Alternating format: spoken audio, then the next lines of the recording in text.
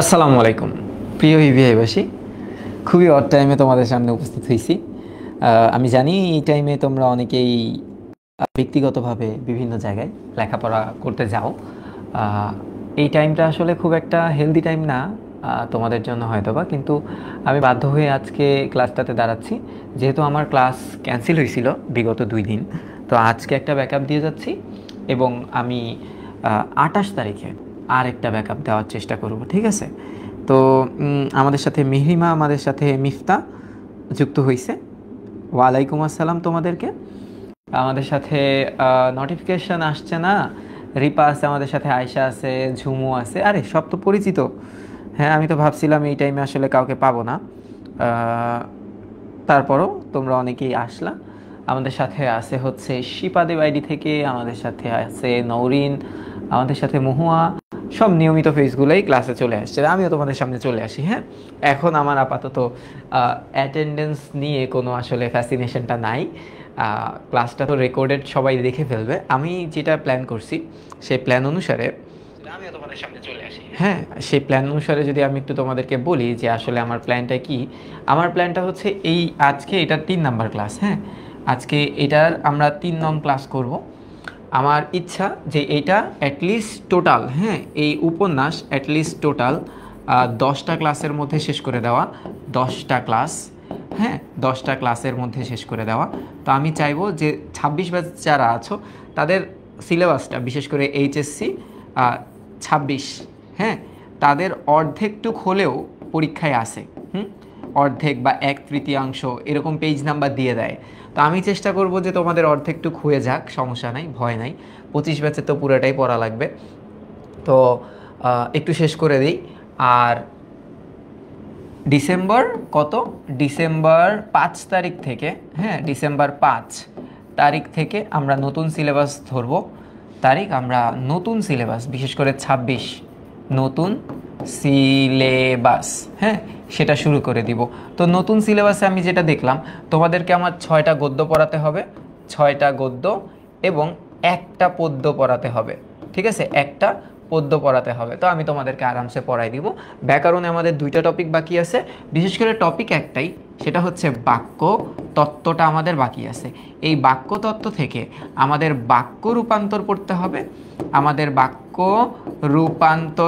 হবে, এবং আমাদের বাক্য শুদ্ধি পড়তে হবে।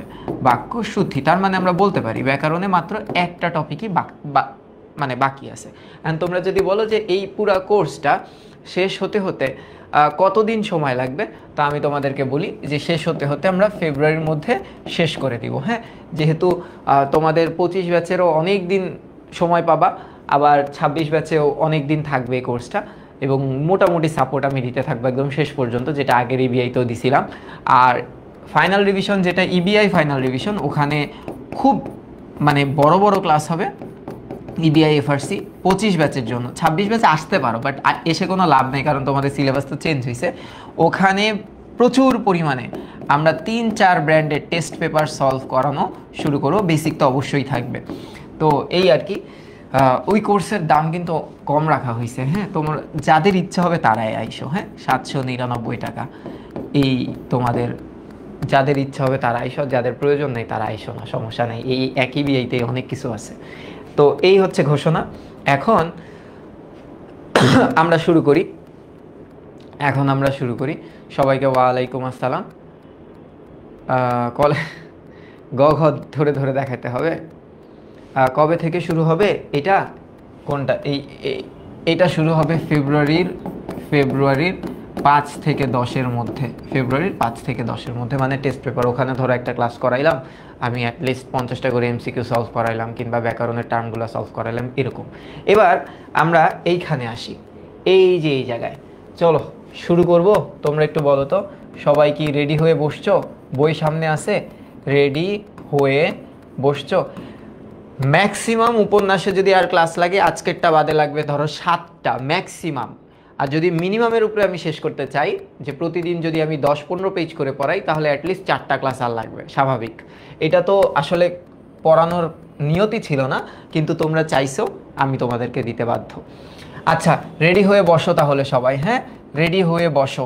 বলো তো, একটা প্রশ্ন ছুড়ে দিলাম, আমরা কোন জায়গায় রাখছিলাম? বলো, আমরা কোন জায়গায় পড়াটাকে রাখছিলাম, কোন কাহিনীতে রাখছিলাম? হ্যাঁ, আমরা সবাই, যেহেতু আমার বইটা পুরাতন, আমরা 89 পেজটা একটু বের করব। সেকেন্ড ক্লাসটা না করলেও হবে।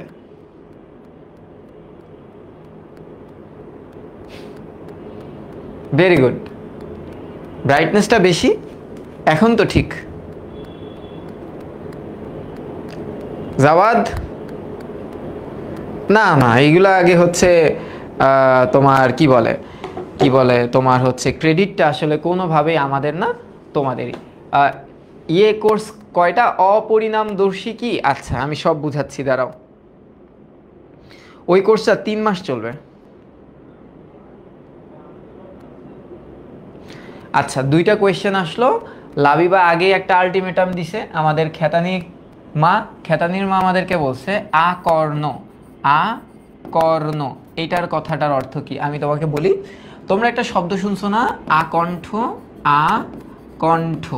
শুনছো নাকি? বলো আগে, বলো তো আকণ্ঠ মানে কি? আকণ্ঠ ভোজন আমরা শুনি না, আকণ্ঠ পর্যন্ত ভোজন বলে ভুল হবে, আকণ্ঠ ভোজন হবে। আকণ্ঠ মানে কি? কণ্ঠ পর্যন্ত, মানে যখন আমরা অনেক বেশি খেয়ে ফেলি, তার মানে এটা আমরা লিখি হচ্ছে কণ্ঠ পর্যন্ত। হ্যাঁ, কণ্ঠ পর্যন্ত। তাহলে এইবার এই খেতানির মা তুই বল যে আকর্ণ মানে কি? আকর্ণ মানে কি তুই বলবি। হ্যাঁ, আর একটা প্রশ্ন কে জানি করলো, অপরিণামদর্শিতা, এইটা কি? অপরিণামদর্শী বা দর্শী তো বলছে, দর্শী তা তো বলো নাই। অপরিণামদর্শী মানে কি জানো? পরিণাম মানে কি? পরিণাম মানে হচ্ছে ফলাফল, পরিণাম মানে হচ্ছে ফলাফল। হ্যাঁ, ফলাফল। আর দর্শী মানে কি? দর্শী মানে হচ্ছে দর্শন, দর্শী মানে দর্শন বা মতামত। হ্যাঁ, তাহলে অপরিণামদর্শিতা মানে কি? যে মানে না অর্থে ব্যবহার করা হয়েছে, না, যে পরিণাম না জেনে কাজ করা।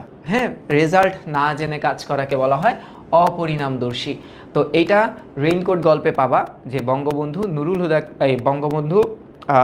নুরুল আমিনকে বলছিল সে কত বড় অপরিণামদর্শিতার কাজ করছে। কান পর্যন্ত, হ্যাঁ, এটার অর্থ হচ্ছে কান পর্যন্ত।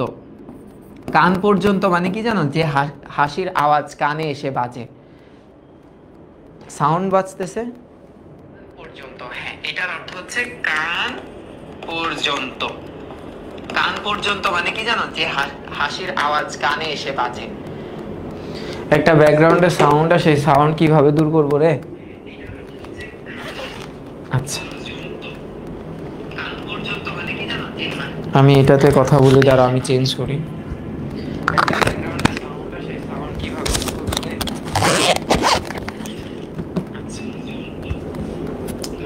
এগুলো আসলে তারের মাইকগুলাই ভাল লাগে আমার কাছের জন্য। আচ্ছা, রেডি? হ্যাঁ, তাহলে আমাকে বলো আমরা রাখছিলাম কোন জায়গায়? মনে আছে? রাখছিলাম এই জায়গাটাই। কোন জায়গায় আমি তোমাকে বলি, যে জায়গায় বুড়ো, হ্যাঁ, মজিদ কি করতেছিল বলো তো? মজিদ তাহেরের বাপের, তাহের কাদের রতন, হ্যাঁ, তাহের কাদের রতন ও হাসুনির, হ্যাঁ, মা এর বাপের বিচার করছিল, বাপের বিচার কার্য পরিচালনা করছিল, বিচার কার্য পরিচালনা করছিল, এমন জায়গায় আমরা রেখে দিছিলাম। হ্যাঁ, এমন জায়গায় আমরা রেখে দিছিলাম। না, পুরাতন বই হলেও হবে। এখন দেখো এখানে কি বলতেছে, এখানে একটা কথা বলতেছে, দেখো মজিদ তখন ছবক দেওয়া শুরু করছে যে দেখো আল্লাহর দুনিয়ায় কেউই তো আসলে একদম পাক সাফ মানুষ না, এরকম বলে মানুষের অ্যাটেনশনটা গ্র্যাব করলো। ঠিক আছে, এইবার একটু দেখো। হ্যাঁ, কি বললো? রিজু কথাটার অর্থ কি? রিজু কথাটার অর্থ হচ্ছে সরল। আর একটা প্রশ্ন ঢাকা বিশ্ববিদ্যালয়ে আসছিল যে রিজু শব্দের বিপরীত শব্দটা কি? বিপরীত শব্দ তোমরা একটু কমেন্টে বইলো। হ্যাঁ, এই খেতানির মা, এই তুই বলিস তো এটা কি হবে? বসে গম্ভীর কণ্ঠে ঢালু সুরে মজিদ বলে চলে। মজিদ কথা বলতেছে, কথাই তার মধু। হানি হানি নাট থাকলে আরো ভালো হইতো। স্তব্ধ ঘরে তার কণ্ঠে একটা সুর তোলে, যে সুরে মোহিত হয়ে পড়ে শ্রোতারা। মোহিত মানে কি? ডুবে যায়। যে মানে সুরটাকে খুব ভালো মতো তারা নেয়। একবার মজিদ থামে, শান্ত চোখ, কারো দিকে তাকায় না, দাড়িতে আল গোছে হাত বুলিয়ে আবার শুরু করে। যে দাড়িতে এভাবে হাত গুছে আবার কথা বলা শুরু করে। হ্যাঁ, আচ্ছা, গরল না, বোমকিম। বোমকিম, বোমকিম, বোমকিম অর্থ হচ্ছে সরলের বিপরীত শব্দটা আর কি। কি বলে দেখো, পৃথিবীর মধ্যে যিনি শ্রেষ্ঠ ব্যক্তি, এটা কাকে বলতেছে? এটা ইসলামের সর্বশ্রেষ্ঠ নবীকে বলতেছে। তারও তার পরিবারের বিরুদ্ধেও মানুষের সেই রসনা প্রক্ষিপ্ত হয়েছে। রসনা কি হয়েছে? প্রক্ষিপ্ত। প্রক্ষিপ্ত মানে কি জানো? নিক্ষেপ। নিক্ষেপ, মানুষ তার ব্যাপারেও কিন্তু খারাপ কথা বলে গেছে। আর রসনা বলতে আমরা এখানে দিব খারাপ কথা, আমরা এখানে দিব হচ্ছে খারাপ কথা। হ্যাঁ, খারাপ কথা নিক্ষেপ করছে। পঞ্চম হিজরিতে প্রিয় পয়গম্বর বানি এল মুস্তালিক, এখানে বনি এল মুস্তালিকের যুদ্ধ হয়েছিল, এটা তোমরা হয়তো বা জানো। সূরা আন-নূর যদি কেউ পড়ে থাকো, সূরা আন-নূর আসলে এই ঘটনার পরিপ্রেক্ষিতে, ওইটা শানে নজুল যদি তোমরা পড়ো, পরিপ্রেক্ষিতে ওই সূরাটা অবতীর্ণ হয়, যেখানে তার বিবি আয়েশাকে মানুষ খারাপ কথা বলে বা তার ক্যারেক্টার নিয়ে কথা তোলে। তখন দেখো, প্রত্যাবর্তন করবার সময় তার ছোট বিবি আয়েশা কি করে দলচ্যুত। দলচ্যুত মানে কি বলতো? দল থেকে দল থেকে সরে যাওয়া। সরে যাওয়া মানে কি? ধরো তুমি দলের সাথে গমন করছো, কিন্তু দেখা গেছে যে দল তোমার আগে চলে গেছে আর তুমি বাইরে পড়ে গেছো। তারপর তিনি পথ হারায় ফেলেন। একজন নওজোয়ান, নওজোয়ান মানে হচ্ছে ধরো একজন যুবক, হ্যাঁ, একজন যুবক যোদ্ধা, সিপাই মানে কি? যোদ্ধা, তাকে খুঁজে পায়। পেয়ে তাকে সসম্মানে নিজের উটে বসিয়ে নিজে পায়ে হেঁটে প্রিয় পয়গম্বরের কাছে বা নবীর কাছে পৌঁছে দেয়। কথার অর্থ, ধরো তুমি তোমার খুব সম্মানিত একজন ব্যক্তির ওয়াইফকে তুমি রাস্তায় বিপদে পড়া অবস্থায় দেখছো, তুমি কি করলা? তুমি তোমার যেই উট, তুমি যেটার উপরে সাওয়ারি করতা, সেটার উপরে তুমি না বসে তুমি তোমার সেই প্রিয় মানুষটার স্ত্রীকে ওখানে বসাইলা এবং একটা দূরত্ব অবলম্বন করলা এবং তাকে সসম্মানে তুমি তোমার প্রিয় মানুষটার কাছে পৌঁছায় দিলা। ঠিক আছে? যাদের অন্তরে শয়তানের একচ্ছত্র প্রভুত্ব, অর্থাৎ যারা শয়তানের কি করে?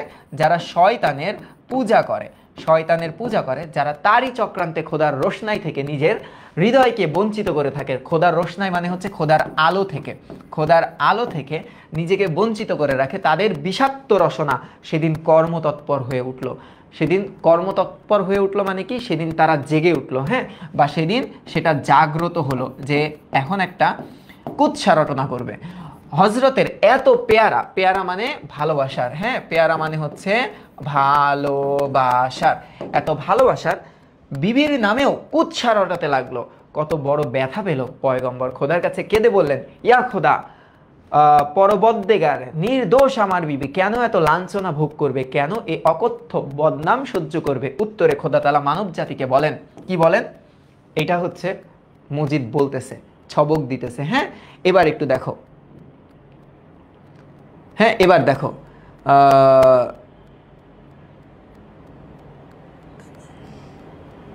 এবার একটু দেখো, থেমে, এইবার থেমে বিসমিল্লাহ পড়ে মজিদ সূরায়ে আল নূর থেকে খানিকটা কিরাত পড়ায় শোনায়। তার গম্ভীর কণ্ঠ হঠাৎ মিহি সুরে ভেঙে পড়ে। স্তব্ধ ঘরে বিচিত্র সুর ঝংকার, ঝংকার মানে হচ্ছে আওয়াজ, ঝংকার মানে কি? একটা আওয়াজ ওঠে, শুনে জমায়েতের অনেকের চোখ ছলছল করে। এই এই এই সূরা আল নূরের শানে নজুলটা তোমরা পড়ো, ইন্টারনেটেই পাবা, যে ওটা আসলে কি নিয়ে লেখা। অনেকে তো কোরআন তেলাওয়াত করে, তারা খুব ভালো জানে। আচ্ছা, সাউন্ড হয় বাইরে, শানে নজুলটা তোমরা পড়ো, ইন্টারনেটেই পাবা, যে ওটা আসলে, ঠিক আছে?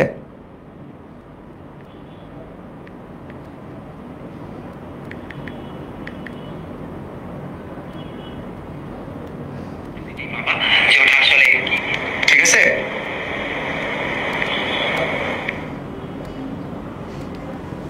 এবার দেখো, এবার কি বলতেছে? বলতেছে হঠাৎ এক সময় মজিদ কেরাত বন্ধ করে সরাসরি তাহেরের বাপের পানে তাকায়। পানে মানে কি? দিকে। দেখো কি বলে, যে লোকটা এতক্ষণ একটা বিদ্রোহী ভাব নিয়ে কঠিন হয়েছিল, তার চোখ এখন নরম। চোখ টিপা দেখছে, সফট, ভেরি সফট। বসে থাকার মধ্যে উদ্ধত ভাবটাও যেন নেই। উদ্ধত মানে অবিনয়, অবিনয় মানে একটু আগে আমরা যেটা পাইছি গতদিন, সেটা হচ্ছে এই বুড়ো খেপা ছিল না খুব, যখন হচ্ছে তোমার খালেক ব্যাপারী কিংবা মজিদ তাকে প্রশ্ন করতেছিল যে তুমি তোমার মেরে ঠ্যাঙাইছো কেন, তখন বলতেছে আপনারাই বলেন কেন ঠ্যাঙাইছি, হ্যান ত্যান, ঘরের কথা কেন বাইরে বলবো। এখন সেই লোকটা খুবই নীরব বা অবিনত, অভিনয় ছিল যেটা, এখন অভিনয় নাই, এখন বিনয়ের সাথে চুপ করে বসে আছে। হ্যাঁ, এবার দেখো, এবার দেখো চোখাচোখি হতে সে চোখ নামায়, এখন সে নিচু চোখে তাকায় রয়েছে। ঠিক আছে, এবার একটু দেখো, জিহ্বা মানে হচ্ছে কি জানো, আমি তোমাকে বলি রসনার অ্যাকচুয়ালি অর্থ কি। রসনার অ্যাকচুয়াল অর্থ হচ্ছে জিহ্বার স্বাদটা, মানুষ যখন স্বাদ গ্রহণ করে না সেটাকে বলা হয় রসনা। এটা আমি প্রথম ক্লাসে কিন্তু বলছিলাম। এবার দেখো, কয়েক মুহূর্ত তার দিকে তাকিয়ে থেকে গলা উঠিয়ে মজিদ বলে যে খোদা তালার ভেদ তারই সৃষ্ট বান্দার পক্ষে বোঝা সম্ভব নয়। এই যে আবার সবক দেওয়া শুরু করছে। মানুষের মধ্যে তিনি বিষয়ময় রসনা দিয়েছে। কিময়? বিস্ময় রসনা বা টেস্ট দিছে, মধুময় রসনাও দিছে। আচ্ছা, এটার অ্যাকচুয়াল অর্থ হচ্ছে আচ্ছাদন। হ্যাঁ, জিহ্বার। আচ্ছা, ঠিক আছে, যে মানুষের ভিতরে ভালো টেস্ট করারও ক্ষমতা দিছে, খারাপ টেস্ট করারও ক্ষমতা দিছে, উদ্ধত করেও সৃষ্টি করেছে, মানে অভিনয়ের সাথে, অভিনয়, অভিনয়ের সাথেও সৃষ্টি করেছে তাকে, মাটির মতো করেও সৃষ্টি করেছে। সে যাই হোক, মানুষের কাছে আপন সংসার, আপন বালবাচ্চা দুনিয়া সব চাইতে প্রিয়। তাদেরই সুখ শান্তির জন্য সে অক্লান্ত পরিশ্রম করে, জীবনের সঙ্গে করে। আপন সংসারের ভালো ছাড়া অন্য কিছু ভাবতে পারে না সে।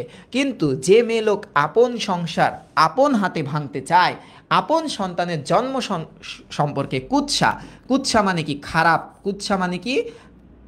খারাপ। রটনা মানে কি? প্রচার। হ্যাঁ, খারাপ কথা প্রচার করে, সে নিজের বিরুদ্ধে কাজ করে, খোদার বিরুদ্ধে আঙ্গুল ওঠায়, তার গুনাহ বড় মস্ত গুনাহ, তার শাস্তি কঠিন শাস্তি। এটা কাকে বলতেছে? এটা বুড়োকে উদ্দেশ্য করে, বুড়োকে শুনিয়ে, বুড়োকে শুনিয়ে বুড়িকে বলতেছে, বুড়ির উদ্দেশ্যে বলতেছে। হ্যাঁ, যে বুড়ি বলছে না এই বাচ্চা কাচ্চা তো তোমার না, এগুলো তোমার না, তখন তো বুড়ো খেপে গেছে, কি আমার বাচ্চা না, এত বড় চরিত্রহীন তুই, এই কথাগুলো বুঝাইতেছে। ঠিক আছে, এবার একটু দেখো, এবার একটু দেখো, হ্যাঁ এটা জিবলা, এটা ঠিক বলছো। মজিদ গলা ঝনঝন করে ওঠে। হ্যাঁ, মজিদ আবার যাবে, তুমি কি মনে করো মিয়া, তুমি কি মনে করো তোমার বিবি মিথ্যা বদনাম করছে? তুমি কি হলফ কইরা কইতে পারবা যে তোমার দিলে ময়লা নেই? আচ্ছা, হলফ মানে হচ্ছে কসম, হলফ মানে হচ্ছে কসম, কসম কেটে বলতে পারবা যে তোমার দিলে কোনো ময়লা নেই মানে কি? তুমি কোনো পাপ কাজ করো না, পাপ কাজ করো না। এটা অনেকটা না ওই যে ভিকটিম কার্ড প্লে করার মতো, বুঝছো?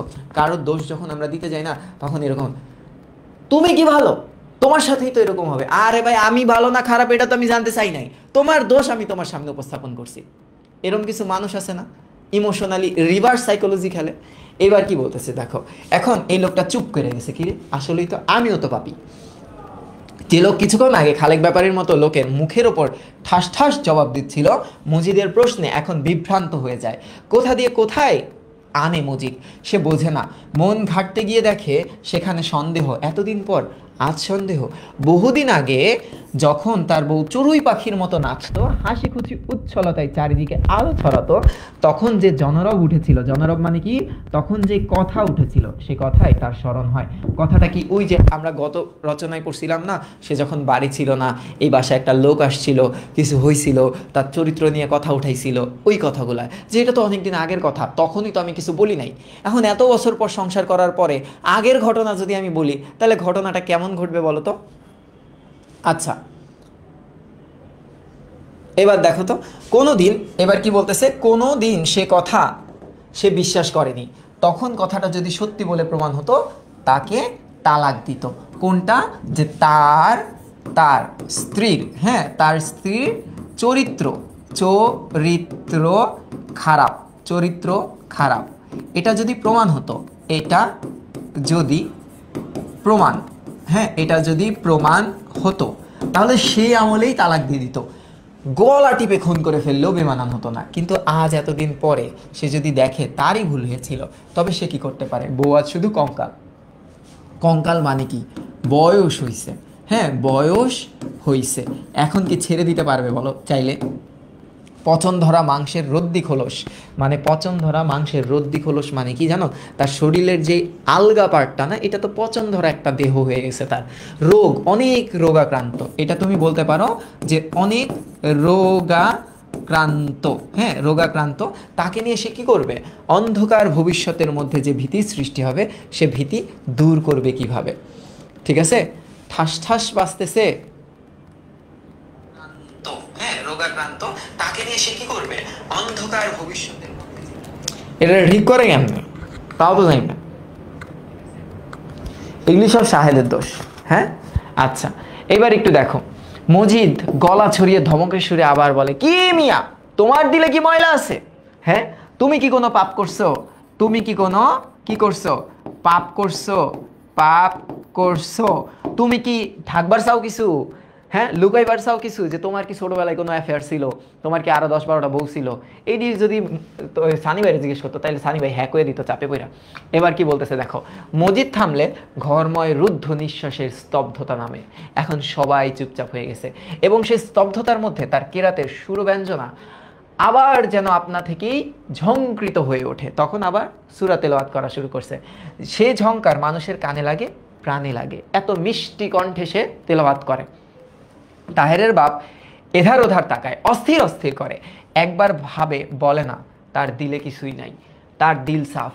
বুড়ি বেটির দেমাগ খারাপ হয়েছে, তাকে কষ্ট দেবার জন্যই এমন ঝুটমুট কথা বানিয়ে বলে। এটা সে ভাবে, এটা তার ভাবনা, হ্যাঁ তার ভাবনা। আসলে তার মনে এমন ভয় ঢুকাইছে, যেমন ধরো তোমার এই যে আমাদের জাওয়াদ আছে না, এখন জাওয়াদের প্রিয় বান্ধবীর নাম আমরা সবাই জানি, যে জাওয়াদের প্রিয় বান্ধবীর নাম হচ্ছে মৌসুমী।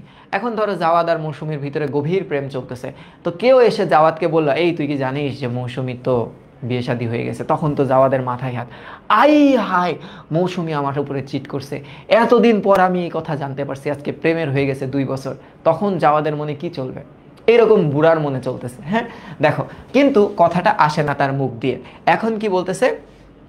এখন বলতেছে, অবশেষে অসহায়ের মতো তাহেরের বাপ বলে, কি আর কমু, আমার দিলের কথা আমি জানি না, কেমনে কমু দিলের কথা? ঠিক আছে আচ্ছা, এখন কিছু তুমি ঢাকবার চাও, লুকাইবার চাও, এটা মজিদ বলে। তুমি কি কিছু ঢাকতে চাইতেছো, লুকাইতে চাইতেছো? তা আমি যেটা ঢাকতে চাইতেছি ওটা আমি খুলমুখে। কথা হচ্ছে এটা, ঝুটমুট মানে মিথ্যা, মিথ্যি, মিথ্যা, ঝুটমুট মানে হচ্ছে মিথ্যা, মিথ্যা, হ্যাঁ মিথ্যা। আচ্ছা, এই মিথ্যা। অস্থির হয়ে ওঠা চোখে বুড়ো আবার তাকায় মজিদের দিকে, তার মুখ ঝুলে পড়েছে, মুখটা ঝুলে গেছে, বুঝছো তো? আচ্ছা, তুমি কিছু লুকাইবার চাও, কিছু ছাপাইবার চাও, তুমি তোমার মাইয়ারে ঠেঙাইছো কেন? এইবার আসছে আসল কথায়, হ্যাঁ যে তুমি মারছো কেন, আসল কথা। তার গায়ে ধরা পড়ছে কেন, মানে তার গায়ে এত দাগ টাগ ফালাইছো কেন, তার গা নীল নীল হইছে কেন, কেন মারছো তুমি? সভা নিঃশ্বাস রুদ্ধ রাখে, লোকেরাও বোঝে না ঠিক কোথা থেকে কোথায় যাইতেছে ব্যাপারটা। তবে বিভ্রান্ত বুড়োটির পানে চেয়ে সমবেদনা কারোর হয় না, কারণ বুড়োকে তো সবাই অপরাধী বানাই ফেলছে। বুড়োকে কি করা হয়েছে? অপরাধী, হ্যাঁ বুড়োকে সবাই অপরাধী বানাই দিছে। এর জন্য কার মায়া হইতেছে না, কারণ মায়া হচ্ছে না, মায়া হচ্ছে না। এই এত ডিটেইলে পড়ার পরে যদি সৃজনশীলে খারাপ করছোস তো করে কিন্তু উষ্টাবো। বরঞ্চ তাকে দেখে মনে এখন বিদ্বেষ আর ঘৃণা আসে।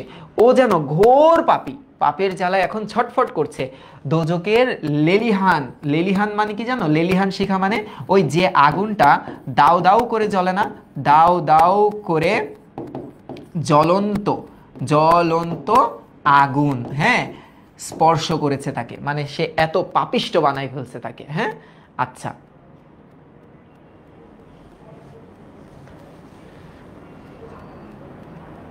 এবার আসো, পাপিষ্ট বানাই ফেলছে তাকে। এখন কি বলতেছে? হঠাৎ রিজু হয়ে বসে, হঠাৎ সোজা সোজা হয়ে বসে কে? মজিদ। হ্যাঁ চোখ বোঝে, এবার চোখ থামায় বাটপাটটা। তারপর সে বিসমিল্লাহ পরে আবার কেরাত শুরু করে। মুহূর্তেই মিহি মধুর হয়ে ওঠে তার গলা, শান্তির ঝর্ণার মতো বেয়ে বেয়ে আসে, ঝরে ঝরে পড়ে অবিশ্রান্ত করুণায়। মানে এই বেটা একবার চেতে, হ্যাঁ ধরো এরকম করে চেতে, এই তুই এটা করছিস কেন, তারপর বলে আমি তো তোমাকে ভালোবাসি, এই তুই আমাকে ভালোবাসিস নাকি বল, আমি তোমাকে অনেক ভালোবাসি। মানে এইরকম ঘটনা চলতেছে, বুঝছো?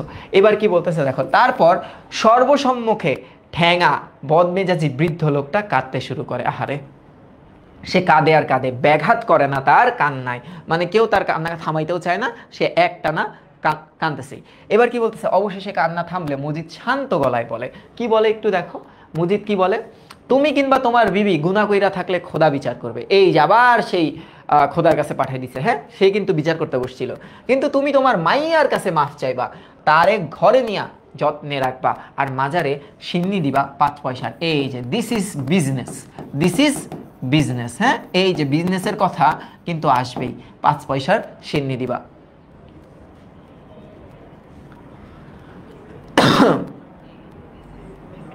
দুদুমিয়া গোয়ালে, ওই আর কই থাকবে, হ্যাঁ।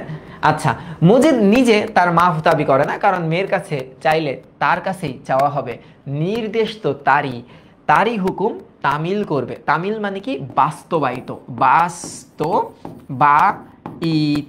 মানে কথাটা হচ্ছে মজিদ কিন্তু একটা গেম খেললো এই জায়গায়, হ্যাঁ একটা গেম খেলে দিল, গেম খেলে দিল যে ও যদি ওর মেয়ের কাছে মাফ চায়, তার মানে আলটিমেটলি তো আমার কাছেই মাফ চাওয়া হবে, হ্যাঁ আমার কাছেই মাফ চাওয়া হবে। এবার দেখো, এবার কি বলতেছে, মজা আছে, একটু পরে দেখবা মজা পাবা। বুড়ো বাড়ি গিয়ে শটান শুয়ে পড়ে, একদম টান টান হয়ে শুয়ে পড়ে, একদম গ্লাস শুয়ে পড়ে, হ্যাঁ।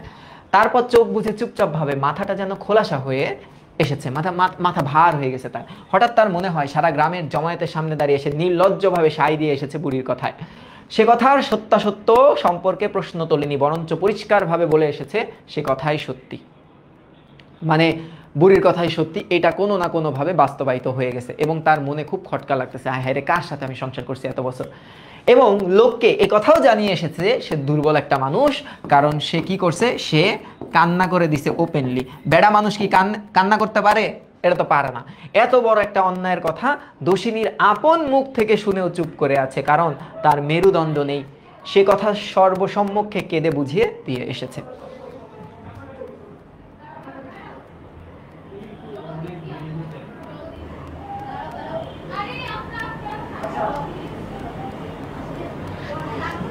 এবার দেখো, এবার একটু দেখো, হ্যাঁ হঠাৎ রক্ত চরচর করে ওঠে, ভাবে উঠে গিয়ে চেলাকাট দিয়ে এই মুহূর্তে বুড়ির আমশিপানা মুখ ফাটিয়ে দিয়ে উড়ে আসি। মানে বুড়া এখন খেপে গেছে, হঠাৎ তার মানে অ্যাংরি, হঠাৎ হি বিকাম সো অ্যাংরি, একদম বুড়িরে মেরেই ফেলাবে। কিন্তু কেমন একটা অবসাদে মানে ক্লান্তি, অবসাদে মানে কি ক্লান্তি, হ্যাঁ দেহ ছেয়ে থাকে, চুপচাপ শুয়ে কেবল ভাবে পৌরুষের গর্ভ ধূলিসাৎ হয়ে আসে যেন। এই যে এখানে একটা লাইন আগেই লিখে দিই, একটু পরে দেখবা বুড়ো, হ্যাঁ বুড়ো নিরুদ্দেশ হয়ে যাবে। বুড়ো কি হয়ে যাবে, একটু পরে বুড়ো নিরুদ্দেশ হয়ে যাবে। এটার কারণ কি, এইটার কারণ এটা আসবে অনুধাবনে, হ্যাঁ এটা আসবে অনুধাবনমূলক প্রশ্নে। তো নিরুদ্দেশ হওয়ার কারণ তোমরা এটা দিবা। এবার কি বলতেছে দেখতো বেটা, কি সরি, আর সে ওঠেই না। বুড়ি মাঝে মাঝে শান্ত গলায় ছেলেদের প্রশ্ন করে, তাদের ছেলেদের নাম কি ছিল বলতো, তাহের, কাদের, আরেকটাকে তাহের, কাদের, রতন।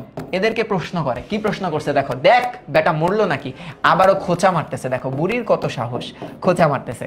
ছেলেরা ধমকে ওঠে মায়ের ওপর, বলে কি যে কও, মুখে লাগাম নাই তোমার। হতাশ হয়ে বুড়ি বলে, তাই ক, আমার কি তেমন কপালটা, মানে বুড়ি খুশি হবে সে যদি মারা যায়, বুড়ি খুশি হবে, হ্যাঁ যদি বুড়ো মারা যায়।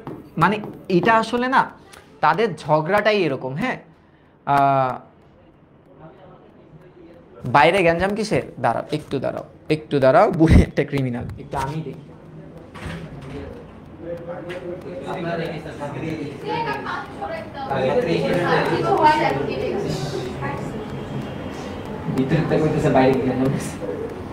বেশি কি ধাক্কা লাগবে না ছেড়ে দিলে ভালো হবে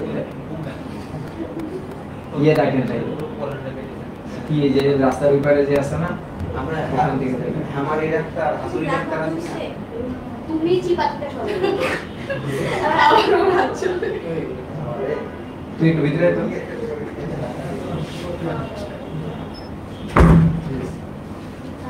ওকে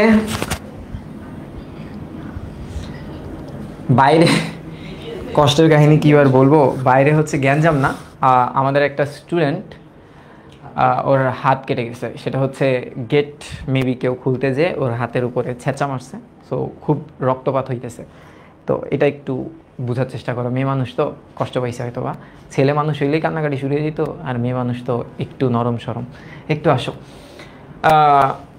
আর মরবে না প্রতিশ্রুতি সত্ত্বেও বড় ভয়ে ভয়ে হাসুনির মা ঘরে ফিরে এসেছিল ভয় যে সেখানে যা বলেছে কিন্তু একবার হাতে নাতে পেলে তাকে ঠিক খুন করে ফেলবে বুড়ো মানে হাসুনির মা ভয় পাইতেছে যে এইবার যদি বাপ আমারে পায় আমারে তো একদম মানে এমন উষ্টানি মারবো উদাম পিটান পিটাইছে আগের বার এবারও উদাম পিটান পিটাইবো এখন সে অবাক হয়ে ঘুরঘুর করতেছে উকি মেরে বাপের শায়িত মানে শুয়ে থাকা শায়িত মানে হচ্ছে শুয়ে থাকা এই মাইক্রোফোন ঠিক করতে হবে প্রচুর নয়েজ আসে শুয়ে থাকা শায়দ রে কই মাইক্রোফোন ঠিক করতে বই আমারে কয় কফি খাবেন পোলাডারে উদাম পিটান পিটামু ক্লাসটা শেষ হোক এবার দেখো নিশ্চল মানে কি নিশ্চল মানে হচ্ছে অচল আর দেহ মানে বডি হ্যাঁ আচ্ছা দেখে কখনো বা আড়াল থেকে শুষ্ক গলায় প্রশ্ন করে বাপজান খাইবা না মানে এখানে তো মেয়ের একটা মায়াবোধ কাজ করতেছে বাপের প্রতি হ্যাঁ একটা মায়াবোধ কাজ করতেছে বাপ কথা কয় না কেন কথা কয় না কারণ তার অভিমানের পরিমাণ অনেক অভিমান করছে হ্যাঁ এর পরের প্রশ্নটা কি দেখো তো দুদিন পরে ঝড় ওঠে আকাশে দুরন্ত হাওয়া আর দলে ভারী কালো কালো মেঘ লড়াই লাগে মহব্বতনগরের সর্বোচ্চ তাল গাছটি বন্দি পাখির মতো আছড়াতে থাকে এইটা একটু প্রশ্নে আসবে এমসিকিউ যে কোন গাছটা বন্দি পাখির মতো আছড়াতে থাকে হ্যাঁ মেহেরিন লাইন বাই লাইন পড়াবো তো আজকে 3 নাম্বার ক্লাস আর 5-6টা ক্লাস লাগবে তাইলেই হয়ে যাবে সমস্যা নাই তোমরা চাইছো এর জন্য পড়াইতেছি ভালোই লাগতেছে আমারও ভালো লাগতেছে তোমাদের কি বিরক্ত লাগতেছে তাইলে আর পড়াবো না যাও এবার কি বলতেছে দেখো হাওয়া মাঠে ঘূর্ণিপাক খেয়ে আসে তির্যক ভঙ্গিতে বাজ পাখির মতো শো করে নেমে আসে কখনো ভোতা প্রশস্ততায় হাতির মতো ঠেলে আগায় দিয়ে যায় মানে এরকম কথাটা বলতেছে হ্যাঁ দেখো বুড়া আসলে কষ্ট পাইছে অভিমান করছে ওই যে জাওয়াদের সাথে যদি এই কাহিনীটা হয় তাহলে তোমরা একটু চিন্তা করো জাওয়াদের কি হবে জীবনটায় ঝড় এলে হাসুনির মার হই হই করার অভ্যাস এইটা একটু অ্যান্সার হ্যাঁ এমসিকিউর জন্য দাগাবা যে ঝড় এলে হাসুনির মা কি করে হাসুনির মা হই হই করে হাসুনি কোথায় গেল রে ছাগলটা কোথায় গেল রে লাল ঝুটিওয়ালা মুরগিটা কোথায় গেল রে তীক্ষ্ণ গলায় চেঁচামেচি করে আথালি পাথালি ছুটাছুটি করে মানে কি জানো এদিক ওদিক আমারও ঝড় আসলে ভাল লাগে কিন্তু আমি স্থির দাঁড়ায় থাকি একদম টাইটানিকের সেই গলুইয়ের উপরে দাঁড়ায় জ্যাক এবং রোজ যেমন একজন আরেকজনের একদম এমনি ধরে থাকে আমি যে কারে ধরি বুঝি না বাতাসরে ধরি না জিনপুরিরে ধরি বুঝি না কারণ আমার সাথে কেউ নাই কিছু দেখা যায় না আমিও দাঁড়ায় থাকি পরে ঝড় একটা ধাক্কা দেয় আমি দৌড়ে বাসায় যাই এবার কি বলতেছে দেখো আর কি একটা আদিম উল্লাসে তার দেহটা নাচে এর চিন্তা করো হাসুনির মা নাচতেছে সাকি সাকি ডান্সে ঠিক আছে এবার আসো এবার ঘটনা কি ঝড় আসতেছে হু হু করে কিন্তু হাসুনির মার মুরগিটা কোথাও খুঁজে পায় না পেছনে ঝোপঝাড়ে দেখে ওই দেখ ওই ওরা ঠিক করতে গেছি মাইক্রোফোন হচ্ছে কফি কিন্তু নিয়েছে পোলাটা ভালো কিন্তু মাঝে মাঝে আসলে হাসুনির মার মতো ডান্স করে বেড়ায় এবার দেখো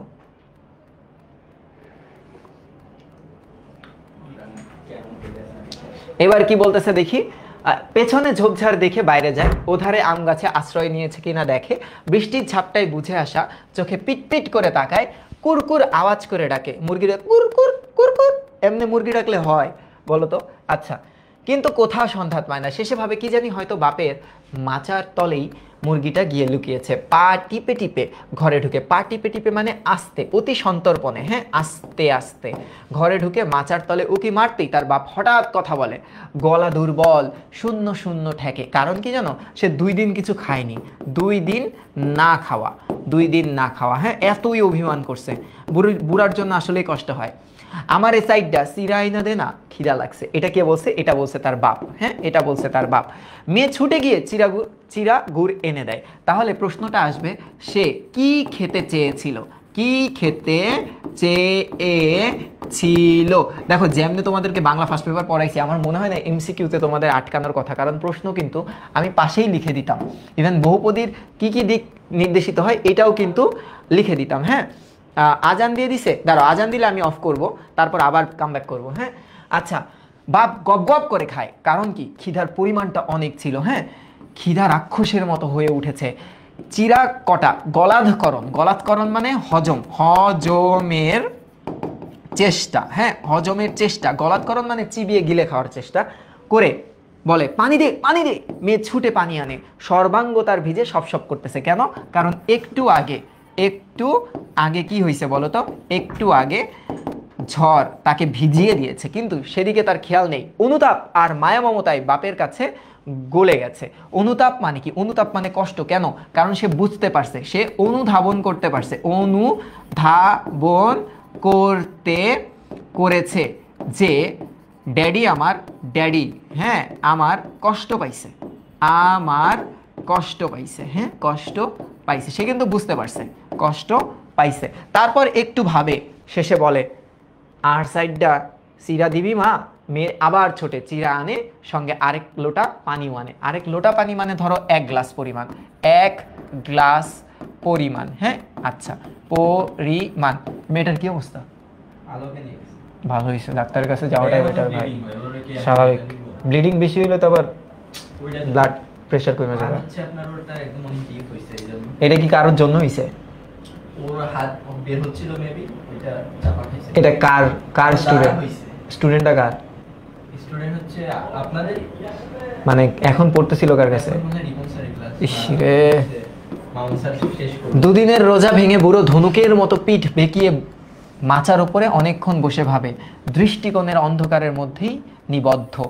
ধনুকের মতো বসে মানে বুঝো? ধনুকের মতো বসে মানে হচ্ছে এই যে কিছু টাইমে দেখবা বুড়োরা একদম এই যে ঘাটটা আছে না, বেঁকা করে নিচের দিকে তাকায় থাকে, তখন ওই জিনিসটা দেখতে ধনুকের মতো লাগে। ঠিক আছে, মানে অনেকটা এই শেপটা, হ্যাঁ, ধনুকের মতো করে কি করে বসে। এরপর দেখো, বাইরে হাওয়া গঙ্গিয়ে গঙ্গিয়ে ওঠে, মানে মাঝে মাঝে হাওয়াটা আওয়াজ করে। গঙ্গিয়ে গঙ্গিয়ে মানে মাঝে মাঝে হাওয়া আওয়াজ করে, হ্যাঁ, ওঠে। ঘরের চাল হাওয়া আর বৃষ্টির ঝাপটায় গুমরায়, মানে আওয়াজ হচ্ছে এখানে গুমোর একটা আওয়াজ। সিক্ত কাপড়ে, সিক্ত মানে হচ্ছে ভিজা কাপড়ে দূরে দাঁড়িয়ে মেয়ে নীরব হয়ে থাকে। হঠাৎ কেন তার চোখ ছলছল করে? এটার কারণ সেও মনে মনে কষ্টে ছিল। যাই হোক, বাপের অপমান। তবে ঘরের অন্ধকার আর বৃষ্টির পানিতে ভেজা মুখ, অশ্রু ধরা পড়বার কথা নাই। এই যে কিছু জিনিস আছে না, বৃষ্টিতে কাদর কেউ টের পাবে না।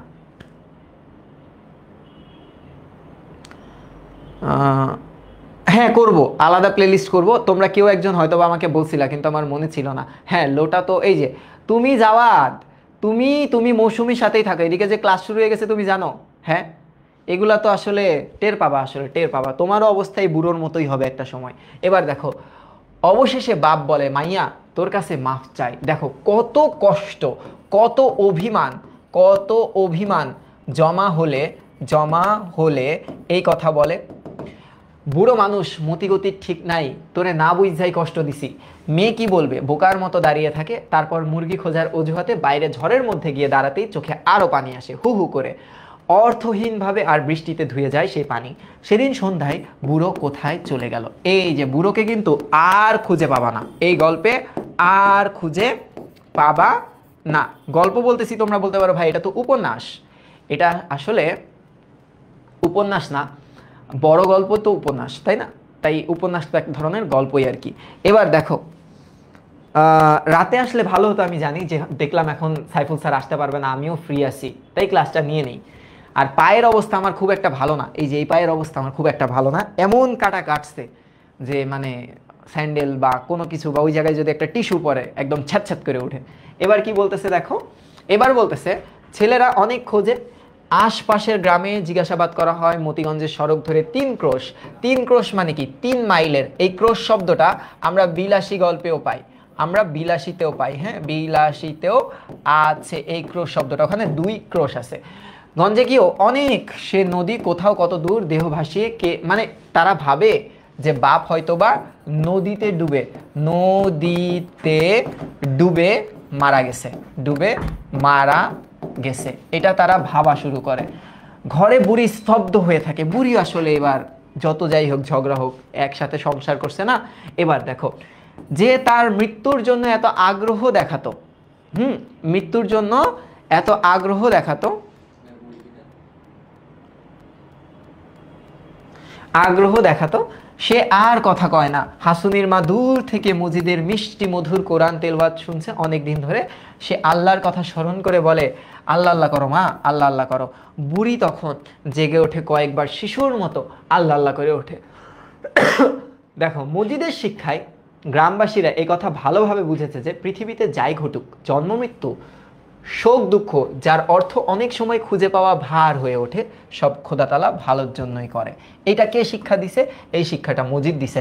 তার সৃষ্টির মর্ম যেমন সাধারণ মানুষের পক্ষে বোঝা দুষ্কর, দুষ্কর মানে কি কঠিন, কঠিন, তেমন নিয়ত তিনি যা করেন তার গূঢ় তত্ত্ব বোঝাও, গূঢ়তত্ত্ব মানে হচ্ছে রহস্য, রহস্য বুঝাও কঠিন। তবে এটা ঠিক, তিনি যা করেন, তিনি কে? সৃষ্টিকর্তা, যা করেন সেটা মঙ্গলের জন্য করেন। ঘটনার রূপ অশনীয় হতে পারে, কিন্তু অন্তর্নিহিত উদ্দেশ্য, অন্তর্নিহিত উদ্দেশ্য মানে কি? ভিতরের উদ্দেশ্য, ভিতরের উদ্দেশ্য শেষ পর্যন্ত মানুষের মঙ্গল এবং তার ভালাই। অতএব যে জিনিসটা বোঝার জন্য নয় তার কৌতূহল প্রকাশ করা অর্থহীন। যেটা আমি বুঝবো না শুধু শুধু কৌতূহল প্রকাশ করব না। আজান দিলে আমিই অফ করে দিব। দেখো তোমরা অনেক দূর দূরান্ত থেকে ক্লাস করো, তো কেউ ধরো তোমার রংপুরে আছে, তো রংপুরে অনেক লেটে আজান দেয়, আবার চট্টগ্রামের দিকে আগে আজান দিয়ে ফেলে, আমরা তো একদম মধ্যবর্তী ঢাকাতে আছি। তো একটু দাঁড়াও, আমি অফ করবো একটু পরে, হ্যাঁ, এবং 20 মিনিটের বিরতি দেবো যাতে আমরা সবাই নামাজ পড়ে আসতে পারি।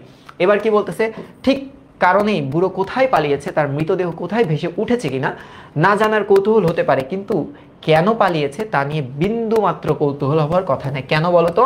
কারণ তার পৌরুষে, তার পৌরুষে, পৌরুষে আঘাত হানায়, আঘাত হানায়, সে আসলে ব্যাপক অপমানিত হয়, ব্যাপক অপমানিত হয়।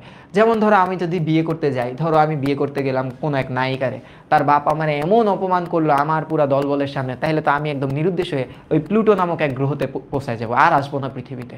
মনের কষ্ট না আমার অনেক কষ্ট, এটা তুমি বুঝবা। আর আয়সা উদাম পিরান পিরামু সাহেদ্রে। এবার কি হয়েছে দেখো, যারা মজিদের শিক্ষায় যথার্থ মর্ম উপলব্ধি করতে সক্ষম হয়নি তাদের মধ্যে অবশ্য প্রশ্নটি একবার জাগে না এমন নয়, কিন্তু সে প্রশ্ন দ্বিতীয়বার চাঁদের মতো ক্ষীণ হয়ে উঠেই ডুবে যায়, ব্যাখ্যাতীত অজানা বিশাল আকাশের মধ্যেই জায়গা পায় না। সেখানে জন্ম মৃত্যু, ফসল হওয়া না হওয়া বা খেতে পাওয়া না পাওয়া একটা অদৃশ্য শক্তি দ্বারা নিয়ন্ত্রিত। সেখানে একটি লোকের নিরুদ্দেশ হবার ঘটনা কতখানি কৌতূহলী বা জাগাতে পারে। নর্মাল যা মানুষের স্মরণে জাগ্রত হয়ে আছে থাকে বহুদিন, তা সে অপরাধের ঘটনা, মানে মানুষ খালি তারে অপরাধী হিসেবেই দেখে, তার মনটা বোঝার ট্রাই করে না। মজিদের সামনে সেদিন লোকটি কেমন ছটফট করছিল, পাপের জ্বালায় কেমন অস্থির অস্থির করছিল, যেন দোজকের আগুনের লেলিহান শিখা তাকে স্পর্শ করেছে। তারপর তার কান্না, শয়তানের শক্তি ধূলিসাৎ হয়ে গিয়েছিল সে কান্নার মধ্যে। এগুলো আসলে কেউ দেখেনি। তো এই পর্যন্ত আমরা একটু অপেক্ষা, এই পর্যন্ত আমরা একটু অপেক্ষা করব। এখন আজান দিছে, এখন বাজে 5টা 15, আমরা ফিরবো 5টা 35-এ। হ্যাঁ, আমরা ফিরবো 5টা 35 মিনিটে, সরি 5টা 35 থেকে 7টা পর্যন্ত পড়বো। 5টা 35 মিনিটে এসে জাওয়াতকে একদম নাই বানায় ফেলবো। মিনিটে আসছি আবার।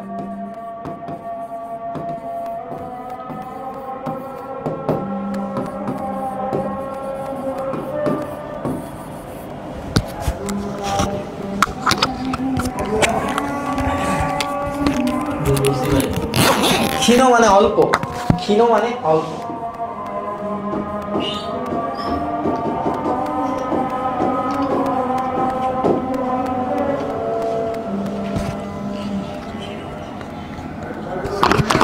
এবার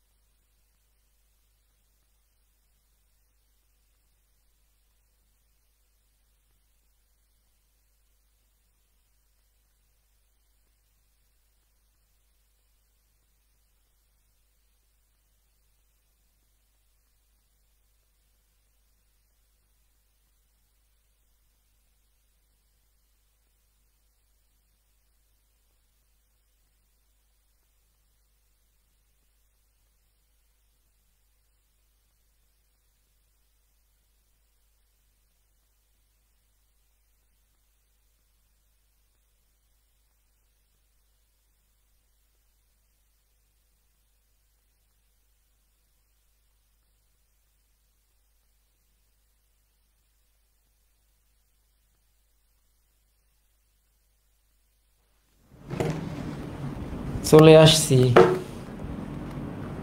किधर हो तुम लोग, जल्दी से आ जाओ।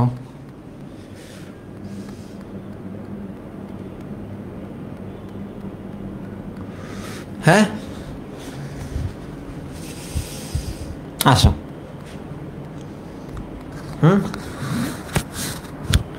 চলো ওকে, আরেকবার মেনশন দিতে হবে। এবার তার নিজের আইডি থেকে মেনশন দিতে পারবো না, এবার মেনশন দিতে হবে এফটির আইডি থেকে। কয়টা যে আইডি আছে রে ভাই একটা ফোনে, সাইডটা আইডি, এফটি দুইটা, আমার একটা, আরও একটা এফটি ইনস্টাগ্রাম। ওকে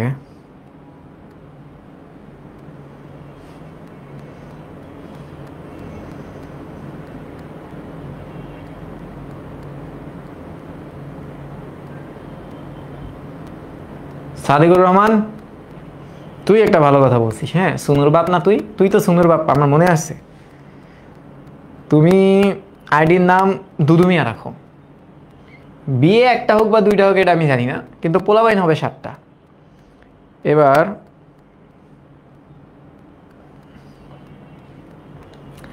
চলে আসো, দাঁড়া আমি সবাইকে আরেকটা বার মেনশন দিই।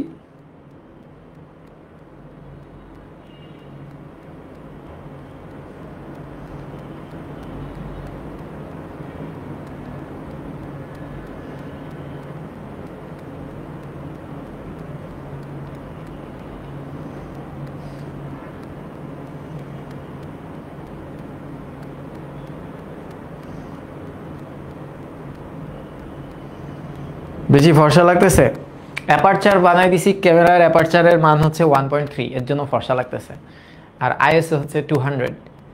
নে ঠিক আছে, শুরু করি।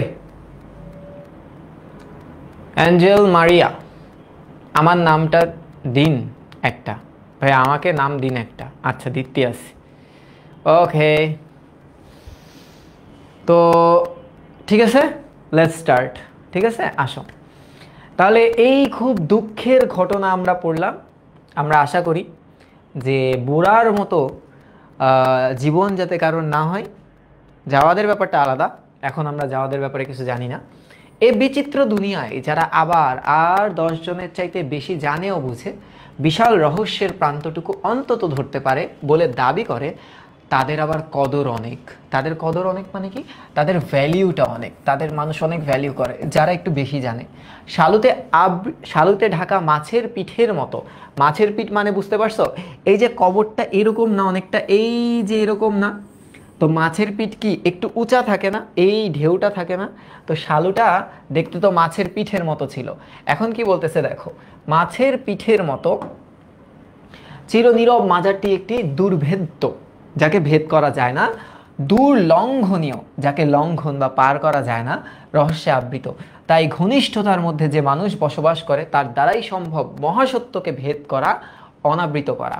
মজিদের ক্ষুদ্র দুটি চোখ যখন ক্ষুদ্রতর হয়ে ওঠে আর দিগন্তের ধূসরতায় আবছা হয়ে আসে, তখনই তার সামনে সে সৃষ্টি রহস্য নিবারণ স্পষ্টতায় প্রতিভাত বা প্রতিফলিত হয়, সে কথা এরা বোঝে। এই লাইনটা আসলে একটু কঠিন লাইন, কিন্তু এই লাইনটা জাস্ট সিনারিওটাকে ডিফাইন করার জন্য বলছে। এবার আসো, ঘটনা কি। হাসুমির মার মনে প্রশ্ন নেই, কোনো প্রশ্ন নেই। মাসগুলো ঘুরে এলে বরঞ্চ বাপের নিরুদ্দেশ হওয়ার মধ্যে একটা অন্তর্নিহিত অর্থ খুঁজে পায়। অন্তর্নিহিত অর্থ মানে কি, সে একটা ভাবার্থ, হ্যাঁ আমরা দিতে পারি ভাবার্থ খুঁজে পাই, সে একটা অর্থ খুঁজে পাইছে। সেটা কি, খোদার জিনিস খোদা তুইলা নিয়ে গেছে, এইটা হচ্ছে বিশ্বাস। তারা নিজেকে সান্ত্বনা দিচ্ছে এভাবে, বিশ্বাস, হ্যাঁ সান্ত্বনা দিচ্ছে এভাবে, সান্ত্বনা এভাবে দিতেছে, যে এটা হচ্ছে ওর বিশ্বাস। তারপর মার প্রতি অগ্নিদৃষ্টি হানে।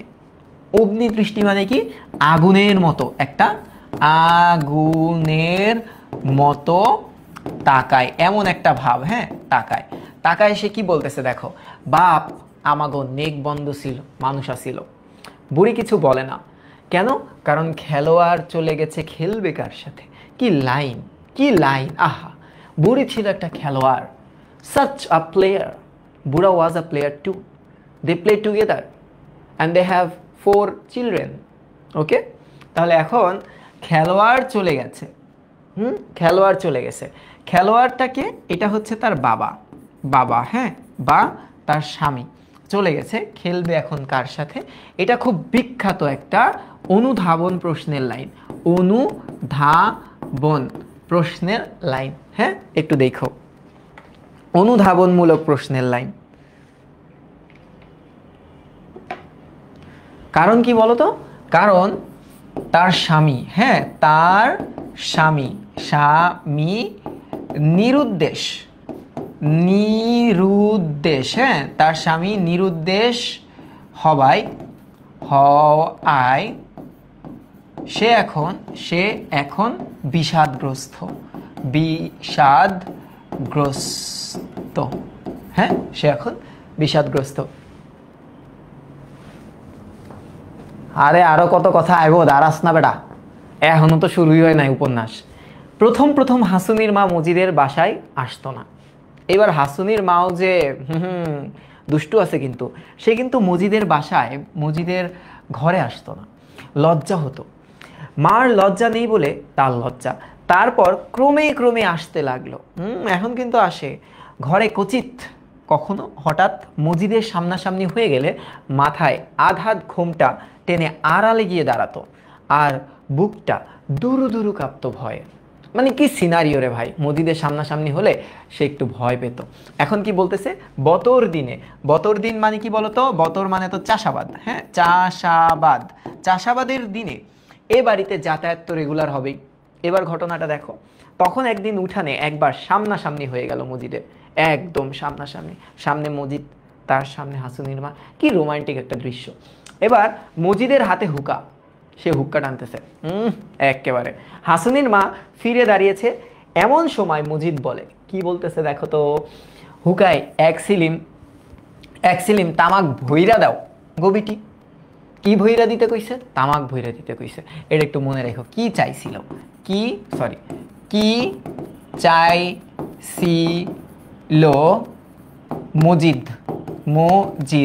হাসুনির মায়ের কাছে, হ্যাঁ হাসুনির মা এর কাছে। এটা বিখ্যাত এমসিকিউ, হ্যাঁ। এবার দেখো, এবার একটু দেখো, এবার বলতেছে কয়েক মুহূর্ত ইতস্তত করে ঘুরে দাঁড়িয়ে সে হুকাটা নেয়, বুক কাঁপতে থাকে ধপ ধপ ধপ ধপ করে, আর লজ্জায় চোখ বুঝে আসতে চায়। হুকাটা দিতে গিয়ে মজিদ কয়েক মুহূর্ত সেটা ধরে রাখে, দেখো কিন্তু। তারপর হঠাৎ বলে আহা, তারপর গলা বেদনায় ছলছল করে। কি কাহিনী যে হইতেছে এই জায়গায় আসলে।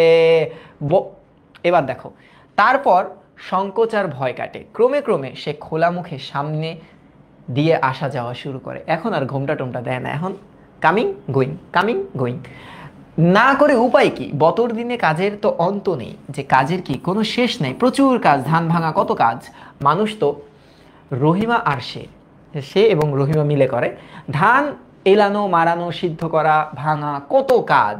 তাহলে কি কি কাজ করে দেখো তো বতর দিনে, একটু খেয়াল করো, বতর দিনে, হ্যাঁ রহিমা ও হাসুনির মা কি কি কাজ করে, কি কি করে, এটা হবে প্রশ্ন। একদিন উঠানে ধান ছড়াতে ছড়াতে হঠাৎ বহুদিন পর হাসুনির মা তার পুরনো আর্জিটা জানায়, সে যে মরে যাইতে চায়।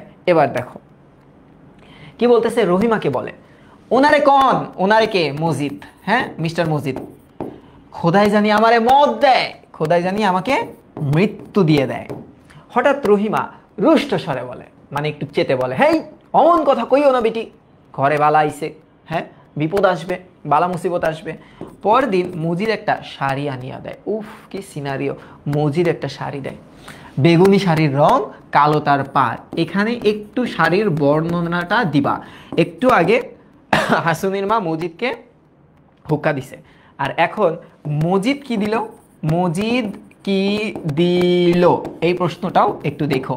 খুশি হয়ে হাসুনির মার মুখ গম্ভীর করে, আমার শাড়ির দরকার কি বুবু, শাড়ি না হলেও আমার চলে, হাসুনির একটা জামা দিলেও তো পারতো, হ্যাঁ খন।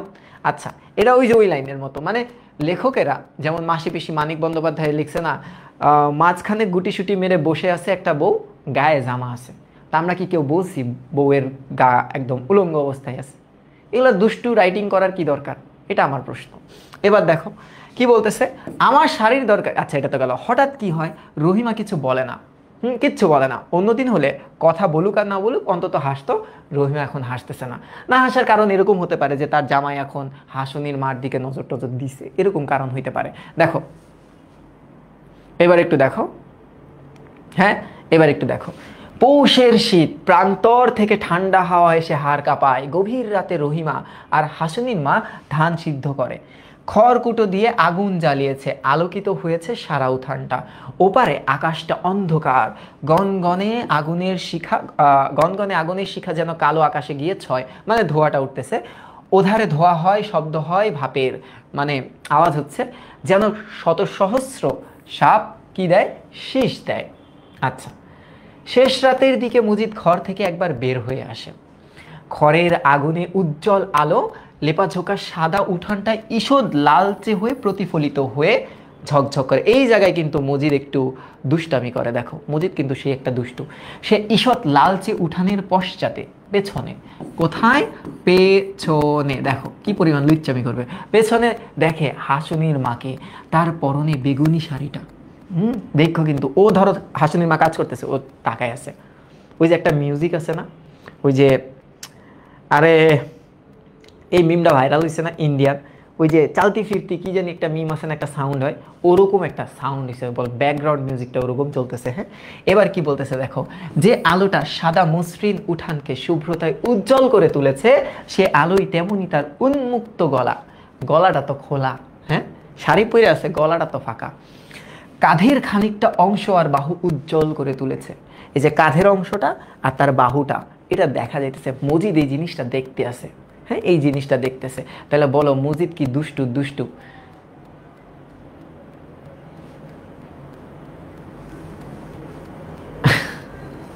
না, এই ব্যাকগ্রাউন্ড সাউন্ডটা দেওয়া যাবে না, এই ব্যাকগ্রাউন্ড সাউন্ডটা দিলে কাহিনী হয়ে যাবে।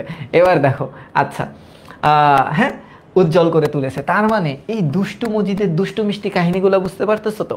এইবার বলতেছে দেখো,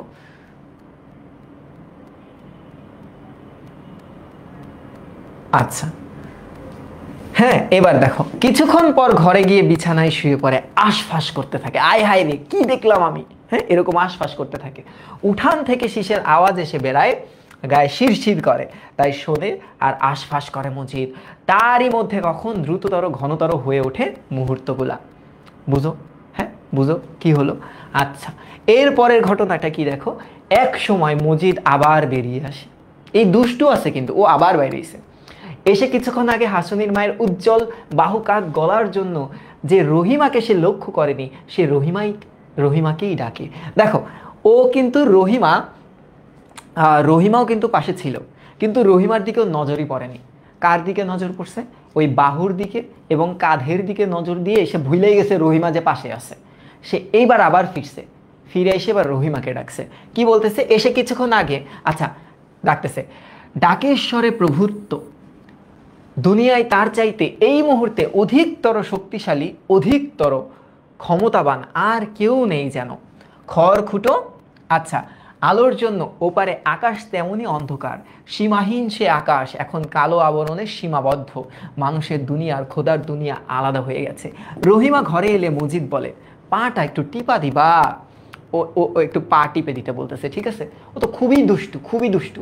হ্যাঁ এই গলার স্বর রহিমা চেনে। অন্ধকার ঘরের মধ্যে মূর্তির মতো কয়েক মুহূর্ত স্তম্ভিতভাবে দাঁড়িয়ে থেকে আস্তে বলে, ওই ধারে এত কাম ফজরের আগে শেষ করণ লাগবো আমার।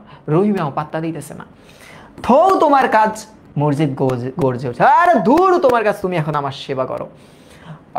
গর্জাবে না কেন? যে ধান সিদ্ধ হচ্ছে সে ধান তো তারই, যে এত আগে কেন করতে হবে? এটা তো আমারই ধান, আজকে করো না কালকে করো, সমস্যা নেই তো। এমন তো না তুমি কারো কাছে বিক্রি করবা, সেখানে তো সেই মালিক, সে মালিকানায় এক আনারও অংশীদার তো কেউ নাই।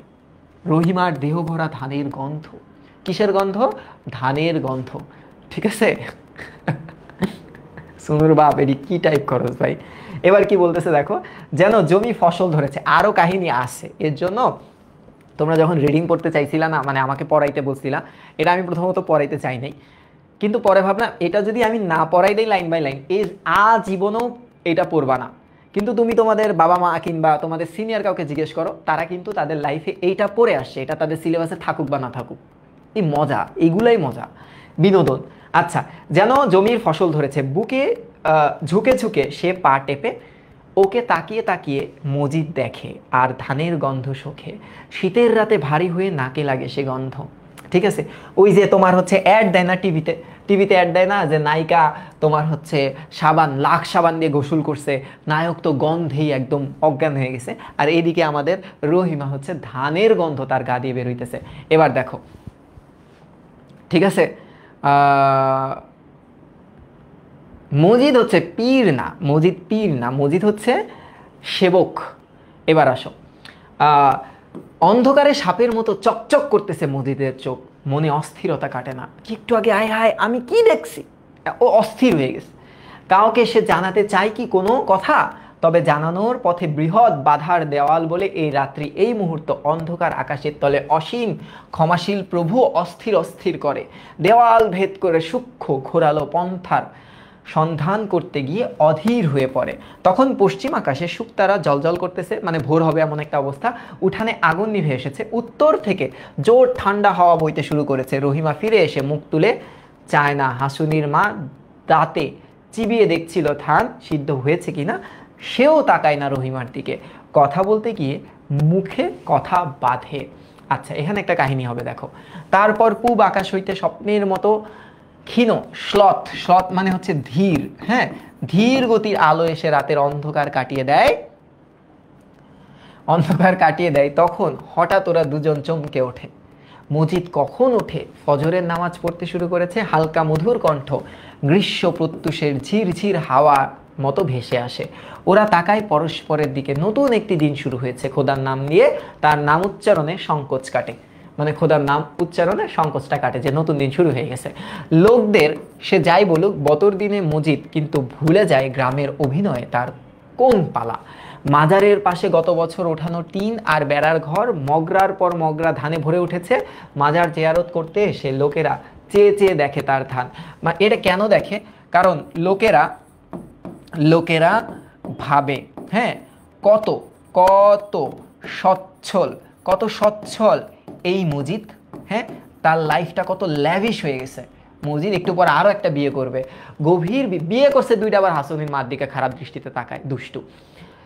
গভীর বিস্ময়ে তারা ধীরে ধীরে মাথা নাড়ে, মজিদকে অভিনন্দিত করে যে আহ ভালো ভালো, অনেক কিছু করছেন আপনি, হ্যাঁ, অনেক কিছু করছেন। গল্পটা তো অবশ্যই কালজয়ী গল্প না, এটা কালজয়ী উপন্যাস না, এটা তো আর যেন তেন উপন্যাস না। শুনে মজিদ মুখ গম্ভীর করে, দাড়িতে হাত বুলিয়ে আকাশের দিকে তাকায়। ভালো কথা, হাসুনির মার দিকে তাকায় নাই। বলে খোদার রহমত, খোদার জন্যই আমি এত কিছু করতে পারছি, রিজিক দেনেওয়ালা। তারপর ইঙ্গিতে মাজারের প্রতি দৃষ্টি আকর্ষণ করে বলে সবই তো তানার দোয়া। তানার মানে হচ্ছে মাজার, তানার মানে হচ্ছে এই মাজার, মাজার, হ্যাঁ, মাজার মানে মুদাসসির পীরের মাজার। শুনে কারো কারো চোখ ছল ছল করে ওঠে আর আবেগে রুদ্ধ হয়ে আসে কণ্ঠ। কেন আসবে না? ধান হয়েছে এবার। মজিদের ঘরে যেমন মগরা মগরা উপচে পড়েছে ধানের প্রাচুর্যে, তেমনি ঘরে ধানের বন্যা। তবে জীবনে যারা অনেক দেখেছে তারা সমজদর, মানে বুদ্ধিমান। যারা অনেক দেখছে তারা তো বুদ্ধিমান, তারা বুদ্ধিমান, তারা অহংকার দাবিয়ে রাখে, তারা কখনো অহংকার দেখায় না, হ্যাঁ, তারা কখনো অহংকার দেখায় না। ধানের প্রাচুর্যে কারো কারো বুকে আশঙ্কাও জাগে। এরপরে কি বলতেছে দেখো। বস্তুত মজিদকে দেখে তাদের আসল কথা স্মরণ হয়। খোদার রহমত না থাকলে মাঠে ধান হতে পারে না। তার রহমত যদি শুকিয়ে যায়, বর্ষিত যদি না হয়, তবে খামার শূন্য হয়ে খাখা করে। বিশেষ দিনে সে কথাটা স্মরণ করবার জন্য মজিদের মতো লোকের সাহায্য তারা নেয়। যে আমার এখন কিছু নাই, মজিদ প্লিজ দোয়া দরুদ করা শুরু করো পীরের কাছে। তার কাছেই শুকর গুজার করবার ভাষা শিখতে আসে। অপূর্ব দীনতায় চোখ তুলে মজিদ বলে, দুনিয়াদারি কি তার কাজ? খোদা তাআলা অবশ্য দুনিয়ার কাজকামকে অবহেলা করতে বলেনি, কিন্তু যার অন্তরে খোদা রাসূলের স্পর্শ লাগে তার কি আর দুনিয়াদারি ভাল লাগে? এসব বাটপারি বলে। বলে মজিদ চোখ পিটপিট করে, যেন তার চোখ ছলছল হয়ে ওঠে। সে শোনে, মাথা নাড়ে ঘন ঘন। অস্পষ্ট গলায় সে আবার বলে, খোদার রহমত সব এগুলো আসলে খোদাই আমাকে দিছে, হ্যাঁ, কিন্তু সে যে বাটপারি করে দিছে এটা স্বীকার করতে চায় না। আরও বলে যে সে রহমতের জন্য সে খোদার কাছে 1000 বার শুকরগুজি করে। কিন্তু আবার দু মুঠো ভাত খেতে না পেরেও তার চিন্তা নেই। খোদার উপর যার প্রাণ মন দেহ ন্যস্ত, ন্যস্ত মানে সঁপে দেওয়া, খোদার উপর তোয়াক্কল করে, তার আবার এসব তুচ্ছ কথা নিয়ে ভাবনা। বলতে বলতে একটা বিচিত্র হাসি ফুটে মজিদের মুখে, কোট্রাগত মানে গর্থ গর্থ চোখে ঝাপসা হয়ে আসে দিগন্ত প্রসারী দূরত্বে। এগুলো নর্মাল লাইন, এগুলো একদম নর্মাল লাইন। হ্যাঁ, এবার দেখো এগুলো নর্মাল লাইন। তারপর দেখো, তার চোখে দিগন্ত প্রসারী দূরত্ব জেগে ওঠে, সে ক্রমশ শুকনো সুচাগ্র তীক্ষ্ণ হয়ে ওঠে, অনেক দূরে তাকায়। এবার দেখো, হঠাৎ সচেতন হয়ে মজিদ প্রশ্ন করে, তোমার কেমন ধান হইছে মিয়া? আমার থেকেই যে জিগাইলা। তুমি বলুক, আপনি বলুক, সকলকে মিয়া বলে সম্বোধন করা মজিদের অভ্যাস। প্রশ্ন আসবে এমসিকিউ, মজিদের অভ্যাসটা কি? কেউ আবার দিও না হাসানির মার দিকে খারাপ দৃষ্টিতে তাকানো। লোকটি ঘাড় চুলকে নীতিবীতি করে বলে, যাই হয়েছে ভালো হয়েছে, যথেষ্ট, ছেলেপুলে লইয়া খাইবার পারন দুই বেলা। এবার কি বলতেছে দেখো, এদের বড়াই করা অভ্যাস। 50 মন মানে অন্তত 100 মন বলতে হবে। বতর দিনে উঁচিয়ে উঁচিয়ে রাখা ধানের প্রতি সবার দৃষ্টি আকর্ষণ করানো চায়। লোকটির ধান ভালোই হয়েছে, বলতে গেলে গত 10 বছরে এমন ফসল হয়নি। কিন্তু মজিদ সামনে বড়াই করা তো দূরের কথা, ন্যায্য কথাটা বলতেই তার মুখে বাধে যে আমি মজিদের সামনে কমু। ব্যাপারটা এরকম যে ধরো আমি এরকম যদি বলি, তোমার কি বলে এটাকে, যে নীতা আম্বানির সামনে যায় যদি বলি, চিন্তা করো যে আমার অনেক টাকা, এটা কি হইব? হ্যাঁ, এটা কি হবে? এটা তো হবে না।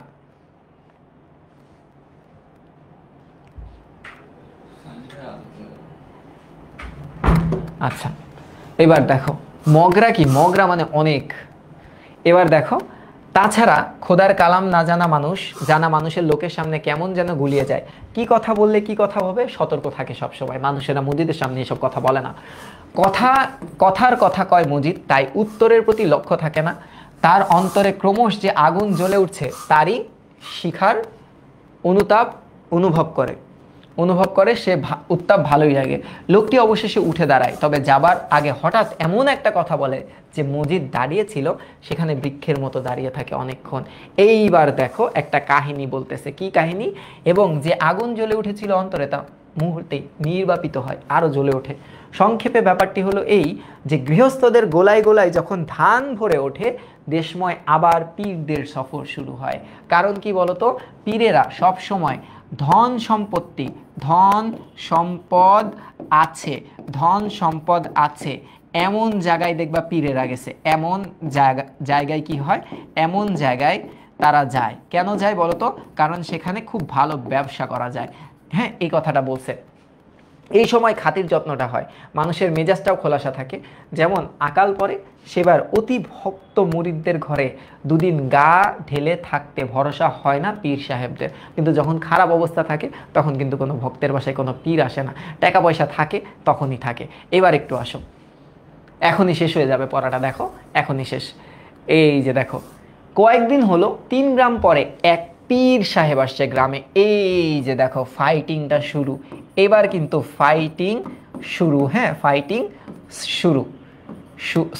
ফাইটিংটা শুরু। কেন? কারণ তার এগেইনস্টে আরেকজন। হ্যাঁ, 2 পীরের ফাটাফাটি হবো। এই পীর আবার গাছে উঠা বসে থাকে। দেখো, ইউনিয়ন বোর্ডের প্রেসিডেন্ট মতলুব খা তার পুরনো মুরিদ। তাইলে এই দিকে একটু খেয়াল করো, নতুন পীর যে আসছে, হ্যাঁ, যে গাছে উঠা বসে থাকে, নতুন পীর, এই নতুন পীর সাহেবের একটু খেয়াল করো, নতুন পীর সাহেবের ভক্তটাকে মতলুব খা, সে ইউনিয়ন বোর্ডের প্রেসিডেন্ট। আর আমাদের মজিদের ভক্তটাকে খালেক ব্যাপারী। এবার একটু দেখো, পীর সাহেবের বয়স হয়েছে অনেক। লোকে বলে এককালে আগুন ঝরতো তার চোখে, তার কণ্ঠে বজ্রনিনাদ মানে বজ্রপাত হইতো তার কণ্ঠে, এরকম সাউন্ড। হ্যাঁ, আচ্ছা, এবার একটু দেখো, একদা তার পূর্বপুরুষ মধ্যপ্রাচ্যের কোনো এক স্থান থেকে নাকি খোদার বাণী সম্প্রচার করতে আসছিল। নবী রাসূলদের এলাকা থেকে, মধ্যপ্রাচ্য থেকে আসছিল। প্রচণ্ড পথশ্রম স্বীকার করে এ দূর দেশে আসেন। পথশ্রম মানে কি? রাস্তার কষ্ট। সে কতদিন আগে তা পীর সাহেব সঠিকভাবে জানে না, কিন্তু এ অজ্ঞতা স্বীকার্য নয় বলে কোনো এক পাঠান বাদশাহের মৃত্যুর সঙ্গে হিসাব মিলিয়ে সে স্মরণীয় আগমনকে একটি নির্দিষ্ট সময়ের মতো নির্ণীত করা হয়। মানে সে এমনভাবে হিসাবটা করছে, কোনো এক বাদশার সাথে মিল রেখে, হ্যাঁ, বাদশার সাথে মিল রেখে তার এই সালটা মনে করছে ও আরেক বাটপার। এবার একটু দেখো, দুই বাটপার একসাথে হবে একটু পরে। যে দেশ ছেড়ে এসেছে সে দেশের সঙ্গে আজ অবশ্য কোনো তার সম্বন্ধ নাই, ওরা পাত্তা দেয় না। দেশ ছেড়ে আসছে কেন? ওই দেশে খাবার সন্ধান ছিল না দেখেই তো আসছে। কেবল বৃহৎ খড়গ নাসা গৌরব বর্ণ চেহারাটা ছাড়া আর কিছু নেই। এ আবার চেহারা শুরুতে অনেক উজ্জ্বল। ময়মনসিংহ জেলার কোনো এক অঞ্চলে বংশানুক্রমে বাস করছে বলে তাদের ভাষাটাও এমন বিশুদ্ধভাবে স্থানীয় রূপ ধারণ করেছে যে মুরিদানির কাজ করবার প্রাককালে, মানে শুরুতে, হ্যাঁ একদম আদিকালে, শুরুতে উত্তর ভারতে কোনো এক স্থানে গিয়ে তাকে উর্দু জবান ইস্তেমাল করে আসতে হয়েছিল। খুব ক্লিয়ার ভাষা। পীর সাহেবের খ্যাতির কোনো শেষ নাই। এই পীরের আবার অনেক খ্যাতি, জীবন্ত পীর তো, তার সম্বন্ধে গল্পেরও শেষ নাই। সে গল্প তার রুহানি তাকাত। রুহানি মানে কি জানো? রুহানি মানে আধ্যাত্মিক। আধ্যাত্মিক আধ্যাত্মিক তাকাত মানে হচ্ছে শক্তি। শক্তি ও কাশফ। কাশফ মানে কি জানো? উন্মোচন। উন্মোচন উন্মোচন যে মানুষ তাকে নিয়ে অনেক গল্প করে, তাকে নিয়ে অনেক বেশি গল্প করে, এবং মানুষ তার আধ্যাত্মিক গল্প করে যে ও এটা করছিল, ও কি করছিল, ধরো ও আমার বিয়ে করাই দিছিল, বাস্তবে কিন্তু এটা হয় নাই। এবার একটু দেখো, মাজারের ছায়ের তলে আছে বলে সমাজে জানাজা পড়ানো খনকার মোল্লার চেয়ে মসজিদের স্থান অনেক উঁচুতে, কিন্তু রুহানি তাকত তার নেই বলে অন্তরে অন্তরে সে দীনতা, দীনতা মানে কি? অভাব বোধ করে, অভাব। এখন খনকার মোল্লার কাজ কি? এটা একটা ক্যারেক্টার। এইটা কি? এইটা একটা ক্যারেক্টার। হ্যাঁ, খনকার মোল্লা কি করে? জানাজা পড়ায়। এখন ওই পীরের কেন এত মর্যাদা? কারণ ওই পীরের রুহানি তাকাত আছে, আধ্যাত্মিক শক্তি আছে, যেটা মসজিদের নেই। আচ্ছা, এবার কি বলতেছে দেখো, কখনো কখনো খোলাখুলিভাবে জনসম্মুখে সে দীনতা ব্যক্ত করে, কিন্তু করে এমন ভাষায় ও ভঙ্গিতে তা মহৎ ব্যক্তির দীনতা প্রকাশের পর্যায়ে গিয়ে পড়ে, এবং প্রতিক্রিয়া লক্ষ্য করে মজিদ নিশ্চিন্ত থাকে। মানে ওই যে অনেক সময় তোমার যেটা দেখা যায় না, যে তোমার কি বলে, আমরা যারা অনেক জ্ঞানী মানুষ তারা সবসময় বলে না, না আমি আসলে কিছুই জানি না। মজিদ আবার এরকম অ্যাক্ট করার চেষ্টা করে, আসলে আমার তো ওরকম আধ্যাত্মিক শক্তি নাই, সবই খোদা তাআলার ইচ্ছা। তো মানুষ মনে করে এই লোকটা কতই না ভালো, সে নিজের দোষগুলাও তুলে ধরতেছে, কিন্তু এই বেলাটা বাটপার, ড্যাডি অফ অল বাটপার্স। এবার দেখো, কিন্তু জাদ্রেল, এই জাদ্রেল শব্দটা কিন্তু আমরা রেইনকোটে পাই। রেইনকোট, হ্যাঁ রেইনকোট। পীররা মানে এই জাদ্রেল বাটপার পীররা যখন আশেপাশে এসে আস্তানা গাড়েন তখন মজিদ কিন্তু ভয় পায়, শঙ্কিত হয়, মানে ভয় পায়। কেন? কারণ তার কর্তৃত্ব কমে যাওয়ায়, তার কর্তৃত্ব কমার আশঙ্কায়, কমার আশঙ্কায় ভয় হয়। তার বিস্তৃত প্রভাব কৃষ্ণপক্ষের চাঁদের মতো মিলিয়ে যাবে। তো আমরা জানি যে পক্ষ মানে কি বলতো? পক্ষ ইজ ইকুয়াল টু 15 দিন। হ্যাঁ, চাঁদের দুইটা পক্ষ থাকে, একটা হচ্ছে কৃষ্ণপক্ষ, আরেকটা কি? শুল্কপক্ষ। শুল্কপক্ষ হচ্ছে পূর্ণিমা, আর কৃষ্ণ মানে তো কালো। কৃষ্ণপক্ষ মানে কি? বা কালো বা শ্যামবর্ণ, হ্যাঁ, বা অন্ধকার। তো কৃষ্ণ মানে হচ্ছে অমাবস্যা, এটার মানে হচ্ছে অমাবস্যা। অমাবস্যার চাঁদের মতো মিলিয়ে যাবে। অমাবস্যায় চাঁদ দেখা যায়, চাঁদ তো দেখা যায় না। হ্যাঁ, তো তার কর্তৃত্ব একদিন বিলীন হয়ে যাবে। অন্য এক ব্যক্তি এসে বৃহৎ মায়াজাল বিস্তার করবে, সবাই একে একে জড়িয়ে পড়বে। সে এই সব চিন্তা ভাবনা করতে থাকে। হ্যাঁ, এবার একটু দেখো, অন্যের আত্মার শক্তিতে অবশ্য মজিদের খাঁটি বিশ্বাস নেই। আপন হাতে সৃষ্ট মাজারের পাশে বসে দুনিয়ায় অনেক কিছুতেই তার বিশ্বাস হয় না। তবে এসব তার অন্তরের কথা, প্রকাশের কথা না। এসব কিছুমাত্র বিশ্বাস ছাড়াও সে আশ্চর্য ধৈর্য সহকারে অন্যের ক্ষমতার ভূষই প্রশংসা করে, যে ওই পীর আসলেই অনেক বড়, আমি ছোট। বলে খোদা তাআলার ভেদ বোঝা কি সহজ কথা? কার মধ্যে তিনি কি বস্তু দিয়েছে সেসব তিনিই বলতে পারবে। এই ধরনের ভিকটিম কার্ড প্লে করে। এবার দেখো, এবার মজিদ মন কিন্তু কদিন ধরে থমথম করে। সব সময় হাওয়ায় ভেসে আসে পীর সাহেবের কার্যকলাপের কথা। এদিকে মাজারে লোকদের আসা যাওয়া প্রায় থেমে গেছে, কারণ তারা আওয়ালপুরে যায়। তারা কই যায়? তারা এখন আওয়ালপুরে যায়, ওই আধ্যাত্মিক পীরের কাছে যায়। বতর দিনে, চাষাবাদের দিনে মানুষের কাজের অন্ত নাই ঠিক, কিন্তু যেটুকু অবসর পায় তারা ব্যয় করতে থাকে ওই পীর সাহেবের কাছে। পীর সাহেবের বাতরস স্ফীত পদযুগলে, বাতরস স্ফীত এটার একটা অর্থ পাওয়া যায়, সেটা হচ্ছে বাত জ্বর আক্রান্ত, স্ফীত ফোলা পদ যুগলে একবার চুমু দেওয়ার আশঙ্কায়, এইটা হচ্ছে একটা বিশাল কুসংস্কার, বিশাল একটা কুসংস্কার যে সুযোগ পাইলেই সেই পীর সাহেবের পায়ে একবার চুমু দিয়ে আসবে। পদচুম্বন অবশ্য সবার ভাগ্যে ঘটে না। দিনের পর দিন ভিড় ঠেলে অতি নিকটে পৌঁছে অনেক সময় বাসনা চরিতার্থ হয় না। বাসনা মানে ইচ্ছা, ইচ্ছা। চরিতার্থ মানে কি? বাস্তবায়িত হয় না, বাস্তবায়িত হয় না। সন্নিকটে গিয়ে, কাছে গিয়ে তার নুরানি চেহারার দীপ্তি, দীপ্তি মানে কি? দীপ্তি মানে আলো, আলো দেখে কারো চোখ ঝলসে যায়, কারো এমন চোখ ভাসানো কান্না পায় যে এগোবার আশা ত্যাগ করতে হয়, যে সামনে আগাবার আশা ত্যাগ করে, জাস্ট চেহারা দেখে ব্যাক করে। ভাগ্যবান যারা, তারা পীর সাহেবের হাতের স্পর্শ হতে শুরু করে দু একটা শব্দ, উপদেশ বা তামাক গন্ধ ভারী বুকের হাওয়া লাভ করে। মানে হালকা এক ঝলক, এক এক পলক, এক পলক দেখতে চায়। এবং মজিদ তো আসলে বুঝছে যে এখন আমাকে তো আর কেউ পাত্তা দিবে না। রাত্রে বিছানায় শুয়ে মজিদ গম্ভীর হয়ে থাকে, রহিমা তার গা টেপে, আরামে আরামে গা টেপে। হ্যাঁ দেখো, কিন্তু টেপে যেন আস্ত পাথর। মজিদের শরীরটা কিরকম হয়ে আছে? মজিদের শরীর একদম পাথর হয়ে গেছে, শক্ত হয়ে আছে। অবশেষে মজিদ কিছু বলে না। মজিদকে সে প্রশ্ন করে, আপনার কি হয়েছে? মজিদ কিছু বলে না। উত্তরের জন্য কতক্ষণ অপেক্ষা করে রহিমা হঠাৎ বলে, এক পীর সাহেব আইছেন না হেই গেরামে। তানি নাকি? তানি মানে সে নাকি মরা মাইনষেরে জিন্দা করতে পারে। তার মানে পীর সাহেবের একটা রুহানি, একটা কি, একটা রুহানি তাকত হচ্ছে বা শক্তি হচ্ছে, সে কি করতে পারে? মরা মানুষ জীবিত করে দিতে পারে। এইবার তো সেই খারাপ অবস্থা। হ্যাঁ, এবার তো সেই খারাপ অবস্থা। এবার একটু দেখো, এইবার একটু দেখো, মজিদ তো সেই ভয় পাইছে। দেখো আর এক পেজ পড়াবো, কি বলতেছে? পাথর এবার হঠাৎ নড়ে, এবার নড়ে উঠছে পাথর। আবছা অন্ধকারে মজিদের চোখ জ্বলে ওঠে। ক্ষণকাল নীরব থেকে হঠাৎ কটমট করে তাকিয়ে সে প্রশ্ন করে, মরা মানুষ জিন্দা হয় কেমনে? চেতছে, এটা কিন্তু সেই চেতা। মজিদ কিন্তু চেতা এখন, হ্যাঁ, খেপে গেছে, খেপে গেছে। মজিদ এখন খেপে গেছে যে হ্যাঁ, মরা মানুষ চেতে। মানে প্রশ্নটা কৌতূহলের নয় দেখে রহিমা দমে গেছে, রহিমা থেমে গেছে, একদম ভয় পেয়ে গেছে।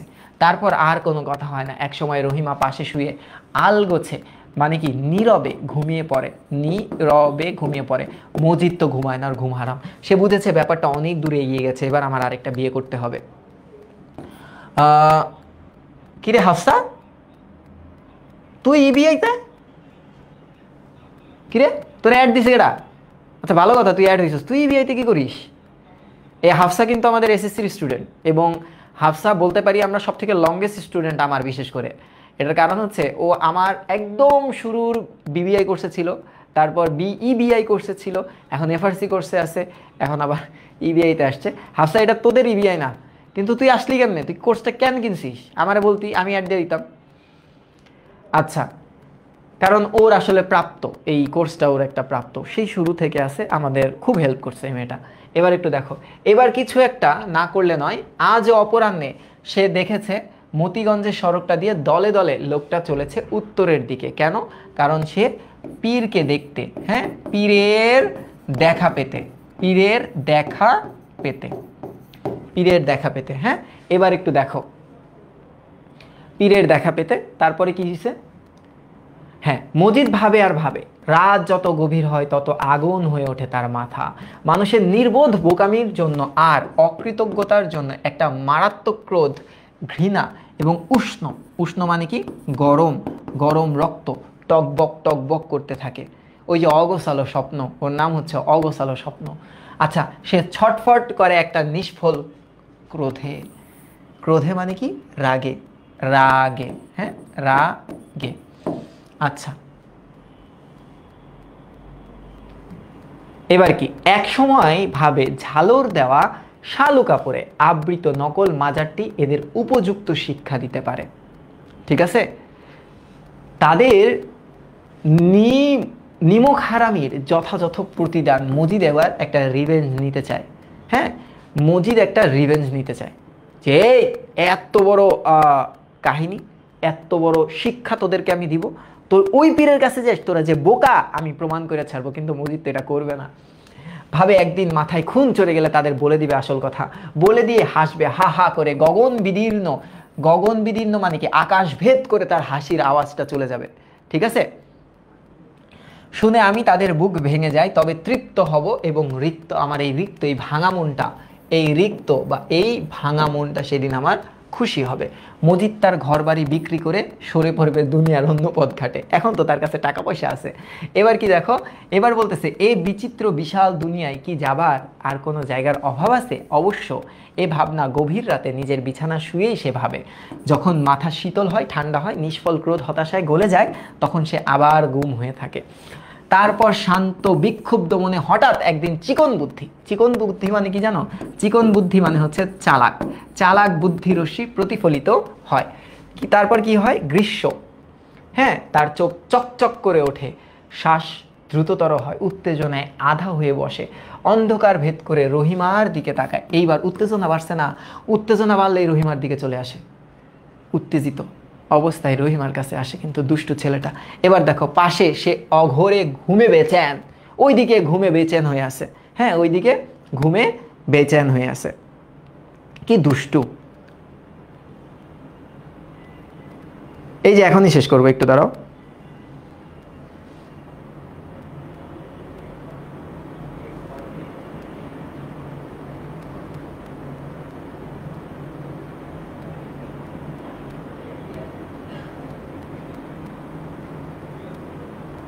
সাদিকা কি কোয়েশ্চেন করছো? আচ্ছা, এবার কি বলতেছে দেখো, মজিদ যখন আওয়ালপুর গ্রামে এসে পৌঁছালো, তাকেই অকারণে কয়েক মুহূর্ত চেয়ে দেখে মজিদ, তারপর আবার চিত হয়ে শুয়ে পড়লো। তো বউ তো আমার ঘুমায়, আমি চিত হয়ে শুয়ে পড়ি, সমস্যা নেই।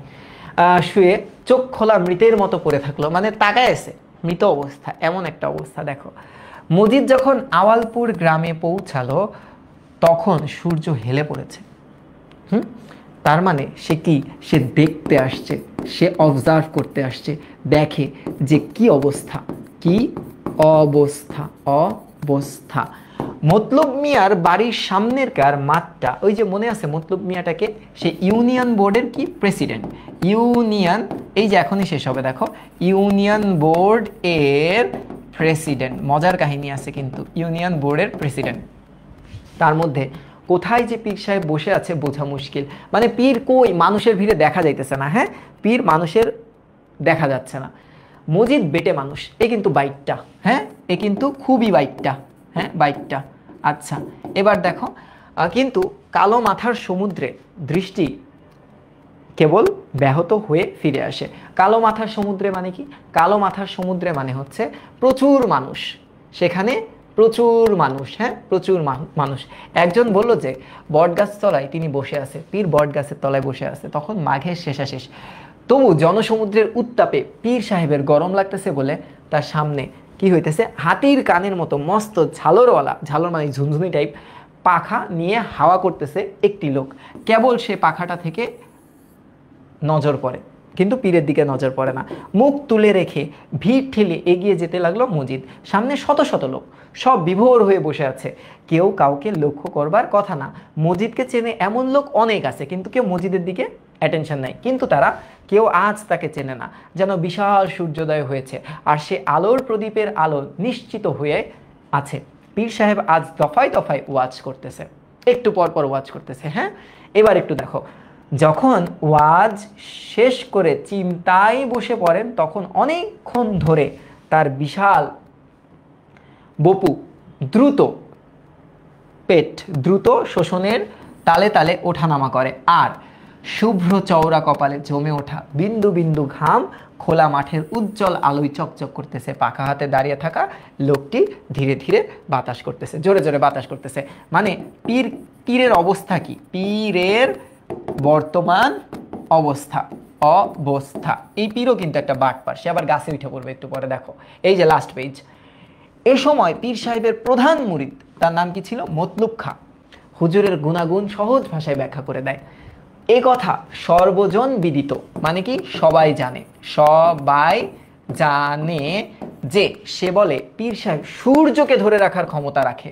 তাহলে পীর সাহেবের একটা ক্ষমতা এখানে আছে, সে কি করতে পারে, সূর্যকে ধরে রাখতে পারে। উদাহরণ দিয়ে বলে হয়তো তিনি এমন এক জরুরি কাজে আটকে আছেন যে ওধারে জোহরের নামাজের সময় গড়িয়ে যাচ্ছে, কিন্তু তাহলে কি হবে, তিনি যতক্ষণ পর্যন্ত না হুকুম দেবেন সূর্য এক আঙ্গুলও নড়তে পারবে না। ওরে বাটপারি রে!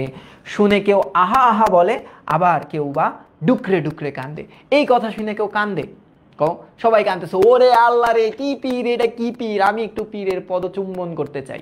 এবার দেখো, কেবল মজিদের চেহারা কঠিন হয়ে ওঠে, সজোরে নড়তে থাকা পাখিটার পানে তাকিয়ে সে মূর্তিবত হয়ে থাকে। মানে পাখিটার দিকে হঠাৎ একটা দৃষ্টি দেয়, হ্যাঁ, সে চিন্তিত। কারণ কি, সে খুবই চিন্তিত হয়ে পড়ে, চিন্তিত, হ্যাঁ, আচ্ছা, চিন্তিত হয়ে পড়ে। এইটা অনুধাবনের জন্য লাগবে, শেষ হলে সব করাবো, আপাতত দাগায় রাখো, দেখবা এটা প্রশ্নে এসে পড়ছে। এবার কি বলতেছে দেখো, আধা ঘন্টা পর শীতের দ্বিপ্রহরিক আমেজে জনতা ঈষৎ ঝিমিয়ে এসেছে। দ্বিপ্রহরিক মানে কি, দ্বিতীয় প্রহর, দিনের দ্বিতীয় প্রহর, হ্যাঁ, দ্বিতীয় প্রহর, প্রহর 3 ঘন্টায় 1 প্রহর। আমেজে জনতা ঈষৎ, ঈষৎ মানে কি হালকা, হালকা, ঝিমিয়ে মানে কি রেস্ট নিতেছে। এমনই সময় হঠাৎ জমায়েতের নানা স্থান থেকে রব উঠল, একটা ঘোষণা মুখে মুখে সারা ময়দানে ছড়িয়ে পড়ল, পীর আবার ওয়াজ করবে, মানে আবার আসর জমানো শুরু করবে। হ্যাঁ, আচ্ছা দেখো এবার কি, হ্যাঁ, পুরা নমরুদের মতো পীর সাহেবের গলার নেই সূক্ষ্ম তারের কম্পনের মতো হাওয়ায় বাজে তার গলা। জমায়েতের কেউ না কেউ প্রতি মুহূর্তে হা হা করে বলে, সে ক্ষীণ আওয়াজ সব জায়গায় শোনা যাইতেছে না, মানে সে ওয়াজ করতেছে, চারিদিকে মাইক তো নাই, শোনা যাইতেছে না, কিন্তু মজিদ কান খাড়া করে শোনে এবং শুনবার প্রচেষ্টার ফলে তার চোখ কুঞ্চিত হয়ে ওঠে একদম। এই যে আমরা যখন মনোযোগ দিতে চাই দূরের কিছু, তখন আমরা দেখবে এরকম চোখ বন্ধ করে একটা দিকে ফোকাস করি, এরকম অবস্থা। পীর সাহেবের গলার কম্পনমান সূক্ষ্ম তারের মতো ক্ষীণ, আওয়াজই আধ ঘন্টা ধরে বাজে। তারপর বিচিত্র সুর করে একটি ফার্সি বয়েত বলে ওয়াজ ক্ষান্ত করেন, একটা ওয়াজ করে ফার্সি ভাষায়। এখন ধরো গ্রামে যায় যদি আমি বলি, গ্রামে যায় যদি একটা বলি, ধরো আমি গ্রামে গেছি, গ্রামে যে ইংলিশে কথা বলছি, হ্যাঁ, can you please give me a glass of water. এখন গ্রামের লোকজন তো শুই না, কী করবো, আয় হায়, আমার কাছে যে ইংলিশ জানে না, আয় হায়, এ তো উচ্চশিক্ষায় অশিক্ষিত একটা লোকের সামনে আমি পড়ে গেছি, ওই কি চায়, ওয়াটার মানে কি, আমার কিডনি চায় বসছে, আয় হায়, এ রহিমার মা, ও তো আমার কিডনি চায় বসছে, মানে একটা হুলুস তুলুস হয়ে যাবে না ব্যাপারটা। তো এখন এরা তো বাঙালি, এদের এইখানে এসে ফার্সি ভাষায় সে একটা বক্তৃতা দিবে, কিরকম দেখো, বলেন সোহবতে সোয়ালে তুরা সোয়ালে কুনাত। এটা আবার কি, এটার অর্থ সুসঙ্গ মানুষকে ভালো করে। সুসঙ্গ মানে কি, খারাপ সঙ্গ। সাদিয়া আমি একটু পরে বলি অ্যান্সারটা, আগে পড়ায়নি, নাই শেষ করতে হবে তো আমাকে। শুনে জমায়েতের অর্ধেক লোক কেঁদে ওঠে।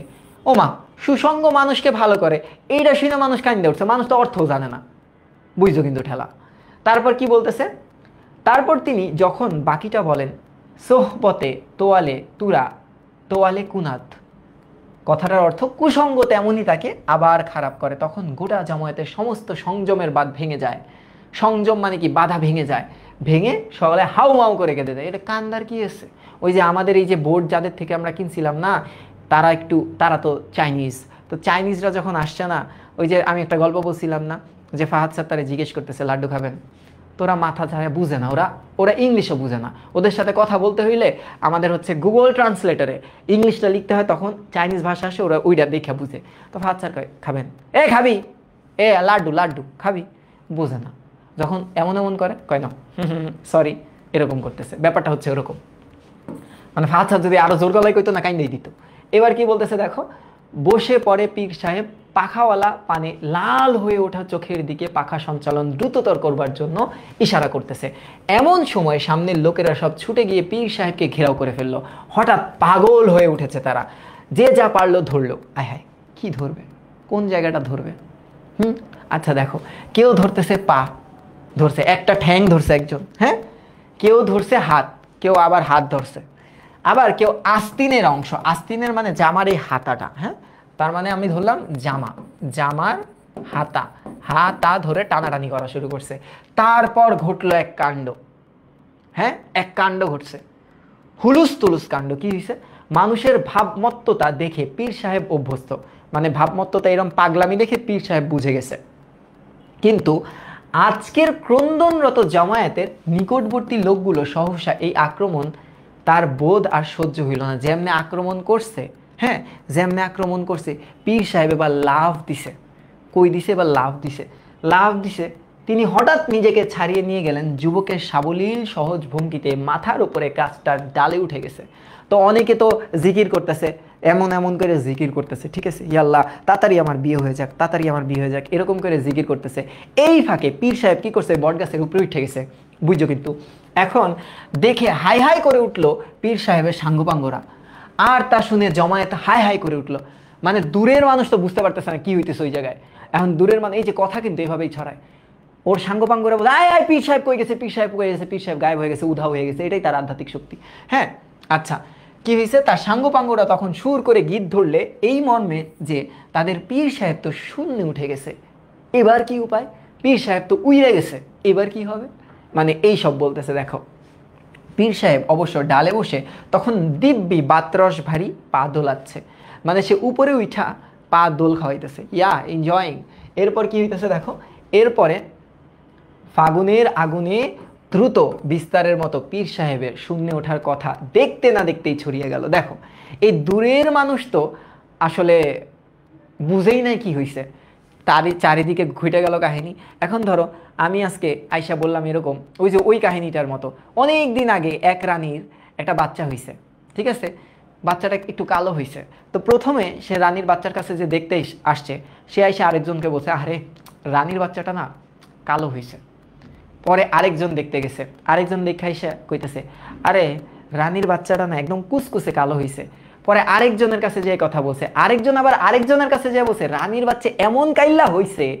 আরেকজন যাই কইছে রানীর বাচ্চা একদম কাকের মতো কালো হয়েছে। এবং লাস্ট যে শুনছে রানী একটা কাক পয়দা করছে, কথাটা এমনি সরাইছে। বুঝতে পারছো? তো যারা দূরে ছিল তারা মনে করছে আসলে পীর সাহেব একদম জাম্প মারছে, হঠাৎ অদৃশ্য হয়ে গেছে। এবার দেখো কি হয়েছে। আচ্ছা, তখন ফার্সি বয়েতের অর্থ না বুঝে কেবল সুর শুনেই কেঁদে উঠেছিল যারা, এবার তারা মরা কান্না জুড়ে বসলো। এবার আমার পীর সাইরা কই গেছে, এরকম কান্না শুরু করছে। পীর সাহেব কি তাদের ফাঁকি দিয়ে চলে যাচ্ছেন? কিন্তু গেলে অজ্ঞ মূর্খ তারা পথ দেখবে কি করে? এই মানুষগুলো আসলে কই যাবে? হ্যাঁ, এই মানুষগুলা কই যাবে?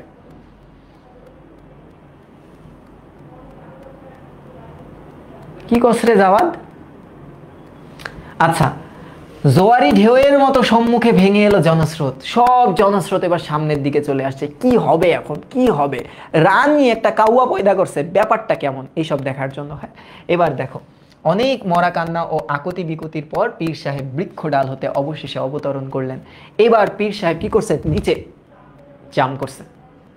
হঠাৎ করে জাম করছে না, হঠাৎ করে জাম করছে। এবার মনে করছে আকাশ থেকে পীর সাহেব অবতরণ করছে। দেখো, বেলা তখন বেশ গড়িয়ে এসেছে, আর মাঠের ধারে গাছগুলোর ছায়া দীর্ঘতর হয়ে সে মাঠেরই বুক পর্যন্ত পৌঁছেছে। এমন সময় পীর সাহেবের নির্দেশে একজন হঠাৎ করে উঠে বলল, ভাই সকল, আপনারা সবাই কাতারে দাঁড়াইয়া যান, কয়েক মুহূর্তের ভিতরেই নামাজ শুরু হয়ে যাবে। এই কি নাটক! উপন্যাসের ভিতরে নাটক চলছে। তাহলে এই পর্যন্ত 10 পাতা পড়ছি আজকে, অনেক পড়ছি। হ্যাঁ, 10 পাতা আমরা পড়ছি আমরা, এবং প্রচুর লিখছি। তৃতীয় ক্লাস, আমি স্লাইডটা আপলোড দিয়ে দিচ্ছি। তোমরা থ্যাংক ইউ আমাকে এত সময় দেওয়ার জন্য। এটা অড টাইমে যে তোমরা 70 জন ক্লাস করতেছো, আমি তোমাদের কাছে চিরকৃতজ্ঞ যে তোমরা আসলে আমার ক্লাসগুলো এনজয় করো, এবং আমি প্রতিনিয়ত তোমাদের দেখে ইন্সপিরেশন পাই। যেমন এখন কি হয়েছে, তোমাদের ইবিআইতে আমরা 300-400 ক্লাস করাইতাম না আগে স্টুডেন্ট, তারপরে হচ্ছে এখন এফআরসি ক্লাস চলতেছে। কালকে এফআরসি পেইড কোর্সের ক্লাসে আমি 1100 স্টুডেন্ট পড়াইতেছি লাইভে, পেইড কোর্সে 2100 জন জয়েন হয়েছে। তো তোমাদের প্রতি আমরা কৃতজ্ঞ, সবসময় কৃতজ্ঞ থাকবো।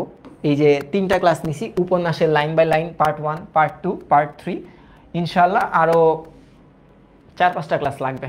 আমরা টোটাল কত নাম্বার পেজ পর্যন্ত পড়ছি? আমরা পড়ছি হচ্ছে মেবি 98 নাম্বার পেজ পর্যন্ত, 135টা পেজ আছে। তা আমরা বলতে পারি যে প্রতিদিন যদি 10টা করে নিয়ে 4টা ক্লাস লাগতে পারে। হ্যাঁ, তো ভালো থাকো, সুস্থ থাকো। এই হাফসা, আর লিভ নেওয়ার দরকার নাই, থাকো গ্রুপে, সমস্যা নেই, লিভ নেওয়ার দরকার নেই, তুমি গ্রুপে থাকো। কারণ তোমার দায়িত্বগুলো গ্রহণ করতে হবে, তুমি একটা পর্যায়ে আমাদের মডারেটর হবা বা অ্যাডমিন প্যানেলে আসবা, তো থাকো, কোনো সমস্যা নেই। এখানে আমার কোনো লস নাই বা আমাদের কারোর কোনো লস নেই। তো এই তো, আসসালামু আলাইকুম।